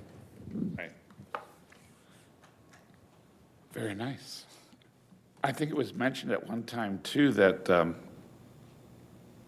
a weighing station might be considered on 247 because some of the trucks were avoiding the weighing stations on Highway 10 by cutting through here, but I don't know if that's factual or not. There's been no conversations with staff on that. We do know that the Waymaster has portable units, and we've seen the Waymaster out with their portable units on 247 doing their thing. But no, we've not had any conversations about any form of state weigh station. Big trucks carrying onions, right? Onions or Garlic, carrots. I believe we had a large carrot spill at 62 and 247 where the road was orange, the intersection was orange for a while. I would venture a guess that it's as much the traffic congestion down in the Inland Empire and the congestion on the 15 and the 215, and that they're actually making better time on using this route as much as anything. Okay. So that looks like we concluded that. Let's talk about. We have questions? I'm Receiving. sorry. Are we You're done? right. I had public, but not you guys. All right. So. Yeah, thank you. First of all, I want to thank staff so much for trying to encourage this developer as far as fueling stations. I mean, for heaven's sakes, when you do marketing and when you look at needs, and I don't think some of these small businesses are looking at what our needs are, and they're putting in some duplicate businesses that I don't think will survive. But something like a fueling station for large vehicles, since you have the King of the Hammers, you got the river traffic, you have large rigs, you have RV owners. I mean, it just makes financial sense to stand separate from all the other fueling stations. And I would just really thank you for trying to encourage them to put in something different and not available here, because it benefits all of us, because all of us that don't have those rigs or those cars or those vehicles can now have access to some of these gas stations that are being, inundated with these large RVs and trailers and so forth. So please continue that. I don't know if we can give any kind of financial incentive on something specific, but whatever we can do to try to encourage that, I would really, really like to see that happen. Are you concerned, Jared or Shane, are you concerned with like Jersey Mike's, the East Starbucks, the Del Tequila, the Star Cafe, all these people getting sort of approved, and then they're not breaking ground, they're not pulling the final permit? Are you concerned about the number? Are they worried about I know each one probably has its unique story, but are they worried about the economy? Why the hesitation? I think, like you said, it's different for every single one. I imagine some of them do have economic concerns. Some of them potentially have organizational concerns. In the case of Casa del Tequila, their plans are essentially complete and ready to submit. They're just waiting on those engineering stamps from their engineer. So in some cases, it's just a coordination issue. And that looks like a huge renovation. I mean, it was already a renovated building, but then you showed me a picture of it. It doesn't look anything like what it presently is. I didn't know there was so much money in Mexican restaurants in Yucca Valley. So they must know something I don't know because, you know, and then everyone has the idea of opening a cafe. And we've seen success with Tiny Pony. We've seen success with Snake Bite. We've seen some, success. You know, again, I'm always like the Airbnb. Are we going to be overrun with certain concepts that, you know, now are competing against each other, and then they end up becoming vacant buildings in the future? I mean, we don't have a policy, or we don't have a way of telling people how to invest our money or not. We try to give them best scenarios and try to encourage them and when it makes sense, but it's almost like we need to have like a $50,000 permit fee for another Mexican restaurant, you know, so they really think it through if they're going to really be able to do well. The parking lot, I was a little concerned with the parking lot because I would imagine, I mean, I'm glad to see that building wanting to be utilized, but that parking lot's pretty small for a church that all comes together at one particular time. So I think parking might be an issue. Could they possibly come up with off-site parking or purchase another plot of land for parking and shuttle people in? I mean, how can we help them make sure it gets approved? So we're having those conversations with them in terms of the number of attendees and vehicles. They've brought up the issue of parking and busing if it gets to that level. So those conversations are ongoing. Okay, and wonderful to see that, quote, perhaps RV park be able to be, that land is rather large, but like you said, flooding issues and so forth. Be nice to see that, being utilized. And again, we have a lot of tourists and so forth, and they have something close to the golf course that has, you know, RV parking that helps the golf course make money, and also our restaurants, and people will stay here instead of RVing and parking for the summer or the winter in 29 Palms. We might get some of those snowbirds staying here. So anyway, thank you so much. I appreciate the presentation. I think Councilmember Abel already brought up the items, but I was thinking the same thing. I'd be concerned about it is occupancy versus parking on the church, Lighthouse Church across the street. And I'm glad you're having those discussions. But I'd also like to echo the need for the fueling station. Appreciate your comments on that. If you've noticed, for many years, river traffic and those types of vacationers would come through Yucca Valley, and they quit doing it because of, you know, the build out of Yucca Valley. You know, we have more traffic here, and so they were taking the 10 freeway down to 177 and then continuing their journey. That's starting to change because the 10 freeway from this point on through the Coachella Valley now is very busy. And so we're starting to see that. So I think those conversations are important for our community to get the right services in here. It's very difficult to have an RV with a trailer. Some of these things are almost 70 feet long, and they can't get in and out of the existing fueling stations because there's somebody at the pumps. They have long waits. It's a very good business model and something that's needed in our town. So I really appreciate staff taking a dive on that and working with the developer. Very good. I'll let you go. I just want to say, the trailer park, I was kind of curious, being, what was it, 14 or 15 feet underwater if there was a flood? Yeah. So that means the golf course is about the same? Oh, yeah. Wow. So, yeah, well, it was a lake originally, I know that, but I didn't know it was that deep. I thought it was much shallower. And that would even affect 7-Eleven and the highway if it ever got that full again. Anyway, I love the presentation. Thank you for doing it. And as a council member, we get a lot of people asking us, what's the next thing coming to Yucca Valley? What's being built all the time? So I'm just going to get their email address, refer them to this presentation, and say, start your video at this point and watch it till the end. So That's perfect, so thank you. Good. Councilman Scholl. Well, I'm glad Councilmember Droz brought that up, but there's tremendous amount of interest out there, and we hear about it all the time. We get questions on this project or that project, and this gives us the ability to have some answers. It'd be great to have updates even more often, or maybe a printout periodically of the progress. So, yeah, great report, really appreciate it. I'm not real sure about hearing about part of my district being the armpit of Yucca Valley, but but I guess we'll let that slide for now.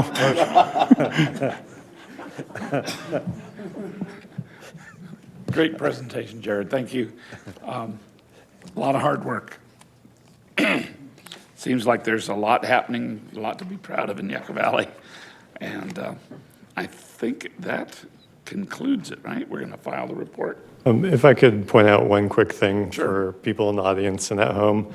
We have a land development page on our website that has all of the information for these projects. So like if you wanted to see a traffic study for a particular project, we put those on our website. So not only can the Planning Commission review, but you could review if you'd like to. So all of the details, plans, project descriptions, comment letters, all of that stuff's on our land development page. The more openness, the better. That's awesome. Okay. We ready to move forward? Okay. Future agenda items. Is there anybody that has future agenda items? I have one thing. At the breakfast with the mayor thing that happened this morning at 8, a lot of ideas were coming back and forth, and we had a really good discussion. But I wondered if the council would be willing to support me on a workshop with the idea of what type of art events, maybe the PPRC would be involved, what kind of art events could be happening in Old Town area. And we talked about the idea of making a list of artists that want to be involved in community things so that there's a way to communicate with the art community in an easier manner. And we wanted to do it kind of in an informal setting. So I wondered if I could get any support from the other council members to agendize somewhere in the future. I agree that somewhere down the line, we should probably have a workshop or some kind of a forum to where we can talk about that. But I think I would suggest expanding it, especially once our project downtown in the Old Town area gets done, the downtown parking area. Once that's complete or getting ready to complete, maybe have a workshop on what type of events, plural, the town of Yucca Valley would like to see, whether it's a car show, a food truck rodeo, a artist venue type thing. So maybe I think that's important, but also in the planning, before we actually build it, it would be good to know what types of things we're trying to do so we can build into the space, maybe an electrical hookup, a sewer hookup, and we're going to have a bathroom, that's important. Maybe there's other amenities that would make it easier, electric box with the right amount of power and a shut-off so it's safe, and those kind of things that need to be looked at. If we're going to typically have a farmer's market on this side, you want things over there that need to be there. And unless we kind of look at it and talk about it, we might miss something. And I think when you get more of the community involved, you're going to come up with answers that we don't see right away, and maybe it would be good for us to learn a little Are something. we talking about the Old Town parking lot specifically? I am talking about that specifically, but kind of in general, that area, there's a lot of things happening in that area that are taking place, and so Curtis, have there's we worked a lot of that into the So, design, have we not? Yeah, the design for the Old Town parking space and that general concept, we've taken a lot of the input that we've already had. Those construction documents are complete and done. We could But we make don't wanna small change them. modifications on those. So I'm a little bit unclear on what it is that you're looking for yet. So maybe you want to continue to kind of flesh that out. Or we can talk about it offline and see what it is that you're trying to accomplish and how we can best do that. I just wanted to I'd make leave sure it to we the weren't accountant. forgetting some avenue that we haven't looked at yet. And we already have the plan, so I guess we're not really going to change anything like I was saying, making sure the electrical's in the right place or the curb, is going to allow vehicles to go up here to do the car show, that kind of thing. Yeah, I We've think. already looked at that stuff. Yeah, and again, I think in general, later on or whatever, we can have a discussion about what kind of events do we want to see in Yucca Valley. Like you said, we have the film festival. That's an event that we host.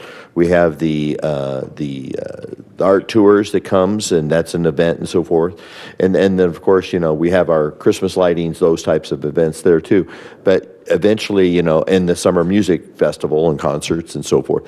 So somewhere down the line, as we continue to grow, what other type of events do we want to try to bring into the area? A jazz festival? Do we want to bring in a artist festival? Things like that. So that could be something down the line. But like you said, for the Old Town areas building, it's pretty much moving forward with that. When do they break ground on that parking lot area? If you want to finish future agenda items, Alex will cover that under staff comments. All right. Any other future agenda items? Thank you for keeping me on track. I get sidetracked easy. Okay, I guess there are none. This is the time that we take for public comments. The town takes this time to consider your comments on items of concern which are not on the agenda, like I just tried to do. When you are called to speak, please state your name and community of residence. Please limit your comments to 3 minutes or less. Inappropriate behavior which disrupts, disturbs, or otherwise impedes the orderly conduct of the meeting will result in forfeiture of your public comment privilege. The town council is prohibited by state law from taking action or discussion items not on the printed agenda. So is there anybody in the public that wishes to speak on any item not on the agenda? We have a quiet crowd tonight. Is there anybody online? Not even anybody online. Okay. So I guess that's it. Staff reports and comments. Thank you, Mayor, Council. Captain, you have anything for the group tonight? Yeah, just one item. I'm very disappointed to announce that last night we had a homicide in 29 Palms, and although it's did not occur or have a nexus, the suspect or victim, to Yucca Valley, it's important, I think, that the community is aware. Press release was just sent out at about 5 o'clock. Unfortunately, a 35-year-old gunny sergeant from the Marine Corps appears he was in the wrong place at the wrong time. 18-year-old shooting suspect is in custody. Gun recovered, all that, the good stuff. The investigation went well following, but very disappointing. Very rarely do we have a homicide up here in the Morongo Basin. So I just want you to be aware of that. And if you are curious about additional information, like I said, a press release just went out at 5. So I imagine tomorrow, especially up here with our local media, it'll be a pretty big news story. Okay. Thank you. Thank you, Captain. Deborah, you have anything? No. Okay. Jessica, I'm going to come back to you, and you can finish up our staff comments with yours. Alex? Okay. So I'm going to start with the project that we have, which is the beautification or the sign replacement project. So at this point of time, staff have installed 500 signs, and they are working on will be, not next week is a holiday weekend, so it will be the week after we'll start installing the 600 signs, so the next 100. So hopefully by the end of June, we'll have 600 signs installed. The highway signs, Caltrans, we have contacted Caltrans. They picked up the first set of signs and they replaced them. It's in Yucca Mesa, La Contenda 62. I believe that is installed, and I think they installed Avalon, where the Walmart is, and they have told us that they will pick up each intersection individually every week, and they will be completed with installation of the sign by July 20th.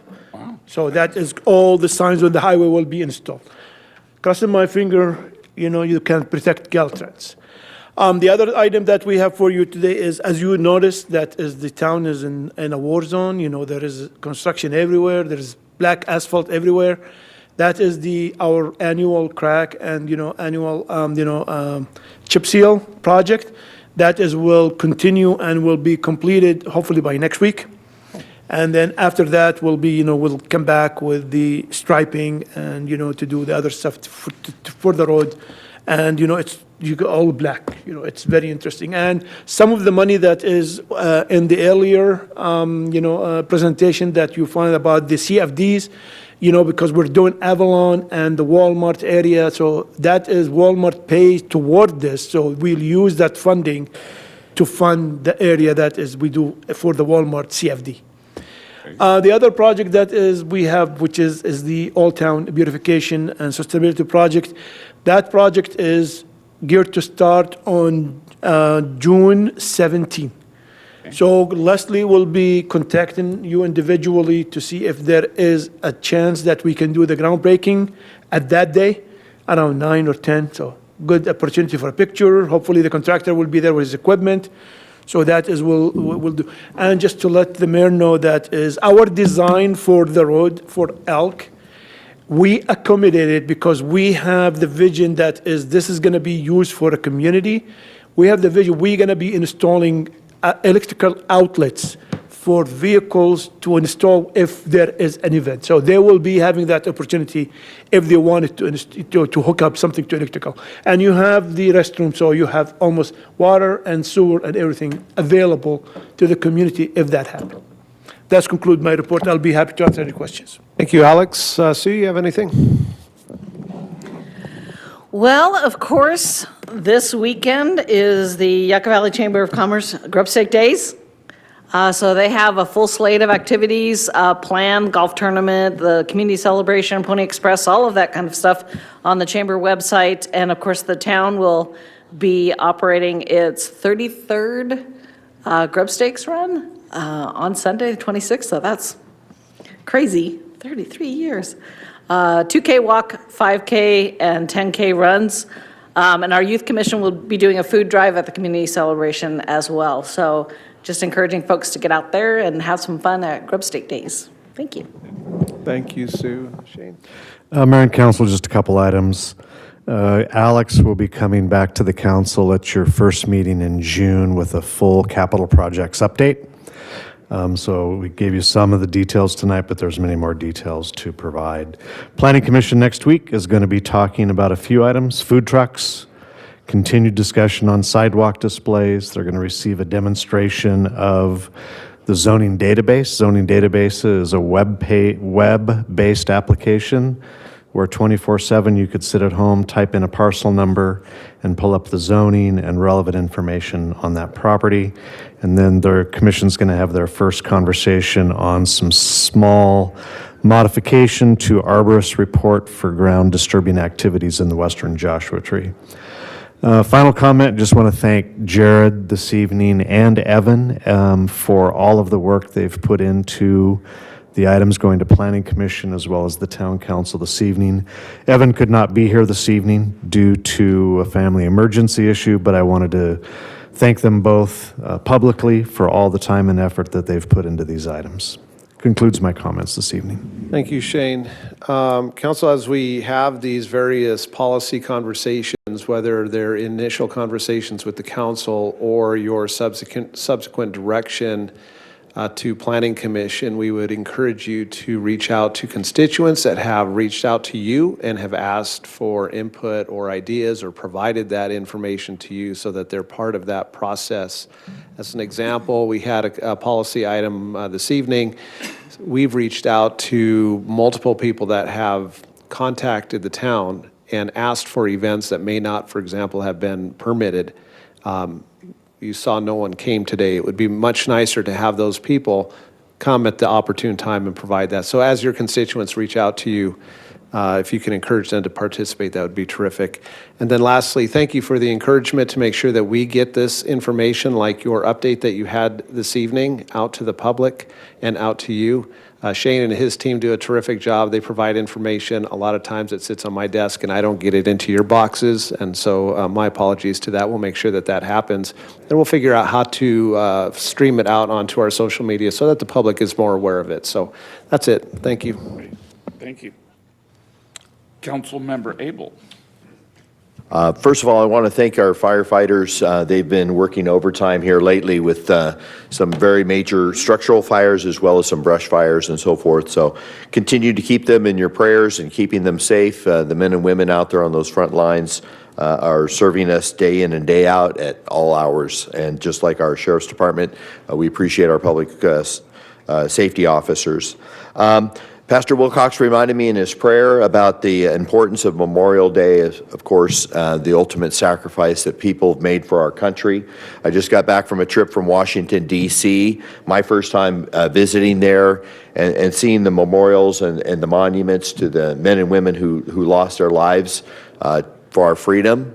It seems like a lot of times in our society, people forget what it costs to have a society like ours, and to see those memorials and be reminded of our very humble beginnings and also all those that made sacrifices from the very first day we became a nation to even today.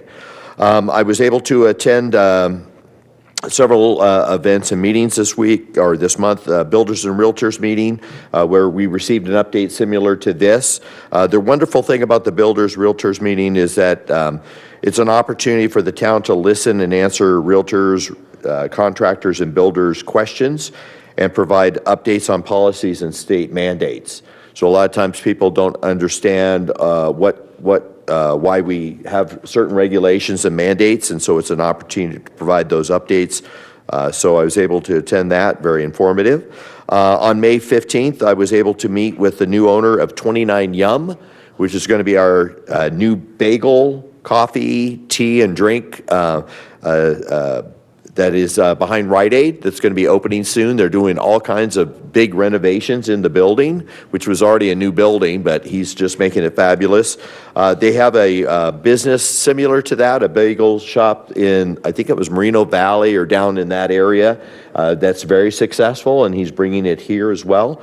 And he's also an owner of one of the nail salons in town, and maybe down the line they might start offering like Vietnamese noodles and dishes like that. So 29 Yum is going to be opening soon. I met him, wonderful owner. Also, I got to meet the owner of the Star Tile. It's a tile shop in Old Town, right on the highway. What's amazing about that, and I encourage everyone to go in and take a look, is very custom ceramic tiles, and they are all designed and fabricated, produced right here in Yucca Valley. So they're very unique designs, high-end quality tile, and so that owner is fantastic, and we wish them all the best as well. On May 16th and 17th, I was able to attend the County City Conference in Lake Arrowhead. One of the more interesting presentations, we had a lot of them, but was on the health and safety issues of sidewalk vendors. And again, it's not just Yucca Valley, it's a statewide problem. We want our food vendors to make money and be profitable, but they have to have the proper regulations, the proper heating, the cooling. We have to think of public safety and health, and it's being compromised over and over again. So that was very informative and very timely meeting to attend. Got an economic update and a lot of other things. I want to thank Councilmember Rick Dennison for doing a fantastic job emceeing. He represented your community well, well-spoken, very thoughtful. He worked the room fabulously, and I think he's got a real continued future in that area and serving us in that area, in that capacity. Also, let's see, I wanted to thank the audiovisual team. You guys, I was on the town council where we were getting feedback and ringing. You couldn't hear each other. I mean, they were really sad days, and the town devoted money to better equipment, so I thank the town staff for doing that, but then also bringing people to work out the bugs and to keep us up and running. Appreciate it. I watch a lot of times, go back to council meetings that have been videotaped and go back and look at it, and you guys do a great job of keeping the volume appropriate, and appreciate the hard work that you do. Other than that, I think that's it, Mayor. Okay. Councilmember Dennison. Thank you, Mayor. Councilmember Abel, I love bagels. And I know that Kathy will probably want to join me over there too. I start my day most of the time with coffee and bagels, so I'll look forward to going over there to 29 Yum. Sounds great, and thanks for the update on that. Hersan, thank you very much. You and Ryan, I travel a lot. I watch a lot of other AV meetings online. I have this hobby of watching other councils and stuff like that, what they do. We are way ahead of everybody else as a whole. We're ready to launch. We broadcast our stuff well. It's recorded well. It's represented well. And I think what you do has been very, very valuable in how we progress through that in the last couple of years. So it never went unnoticed. Thank you. We don't have very many hiccups here, and you two have been a good team, and best to you in your new ventures. And thank you, Sherry Scott, for coming and being here at our meeting the whole time. Sometimes it gets a little bit dry, but we love our community, and I'm glad you do too. I love hearing about everything that's going on in the community, and I'm excited about a fire station too. Fire station, is that what you're saying? Yeah, we have a lot of great, you just scratched the surface tonight on what's going on. There's a lot of things, and staff does so much work that we have a backlog of. Some of the projects have taken 10 years to get to where they are today, and we'll have things in the pipe for the coming years too. But I appreciate your participation in our town and making such an effort to put something together that will present well for the next couple of years at our music festivals. So we appreciate that. And Clayton, thank you for always, I think he's back there still, for always championing the good ideas like this to bring more art and music to our community. I love it. And Jared, a deep dive, thank you very much. That was great. And I learned a lot. I didn't know all those little details. I didn't know that we were having discussions with the developers and helping them build a better product for them to be more successful, but also to make the town successful. And the sad news was received. Captain Warwick, thank you. That's tough. As Councilmember Abel said, with our fire partners, they've had some issues in town with structure fires, vegetation fires. They're always keeping us safe 24/7. I know that your team out there is working. I see them present. They're engaged, and they're making the right decisions out there, and it's not always an easy one to do. So I appreciate that. The sign at Sage and Yucca Trail, that intersection, as we know, 5 streets coming together has always been tough. I've slowed down and watched the traffic and even parked over in the little office supply there and watched the change. That sign's made a big difference. Also with the indication each direction, each one was signaged correctly for the turn that cross traffic doesn't stop. And we don't have those encroachments anymore. Just that little change has made a big difference, so thank you. That came along pretty fast from some comments from Merle earlier. And I think it was pretty robust. Dave and his crew got out there and did a good job. And as already said, Memorial Day is a very somber moment that we remember those, and take a moment to think about that. And look, I've been to Washington, D.C. also and seen the memorials. Very, very emotional for sure. But have a safe Memorial Day weekend, and remember to take a moment about all that that others have given for us so we could be here today. Thank you. Okay. Councilmember Schooler. Well, I think it's all been said, so I won't take the time to repeat it, but very good comments so far. Just would encourage everybody to get out and participate in Grubstake Days. There's a lot of events. The Chamber's worked really hard to put things together over there, and it should be a fun time for everybody. Hersan, thank you for your time here. Good luck on the next gig, and I think that would wrap it up for me. All right. Mayor Pro Tem Droz. Yes, I'll be very quick also. First of all, congratulations, Sherry, and her son. Congratulations on your job at the college. You may see me over there. I teach part-time, so come on into my classroom if you see me. I'm only there 2 days a week. And Jared, I want to say that your presentation skills have gotten really great. So you're doing a great job, and I appreciate that presentation. It will help a lot. And that's it. I hope everybody has a great Memorial Day, and keep in mind all the people that have died for our freedom in military service. And that's not just battle. It could be a lot of things. So keep that in mind. Anybody that's in the military is in danger in different ways. So have a good weekend. I want to say thank you to the staff. There's so much going on in Yucca Valley. It's a place to be proud of.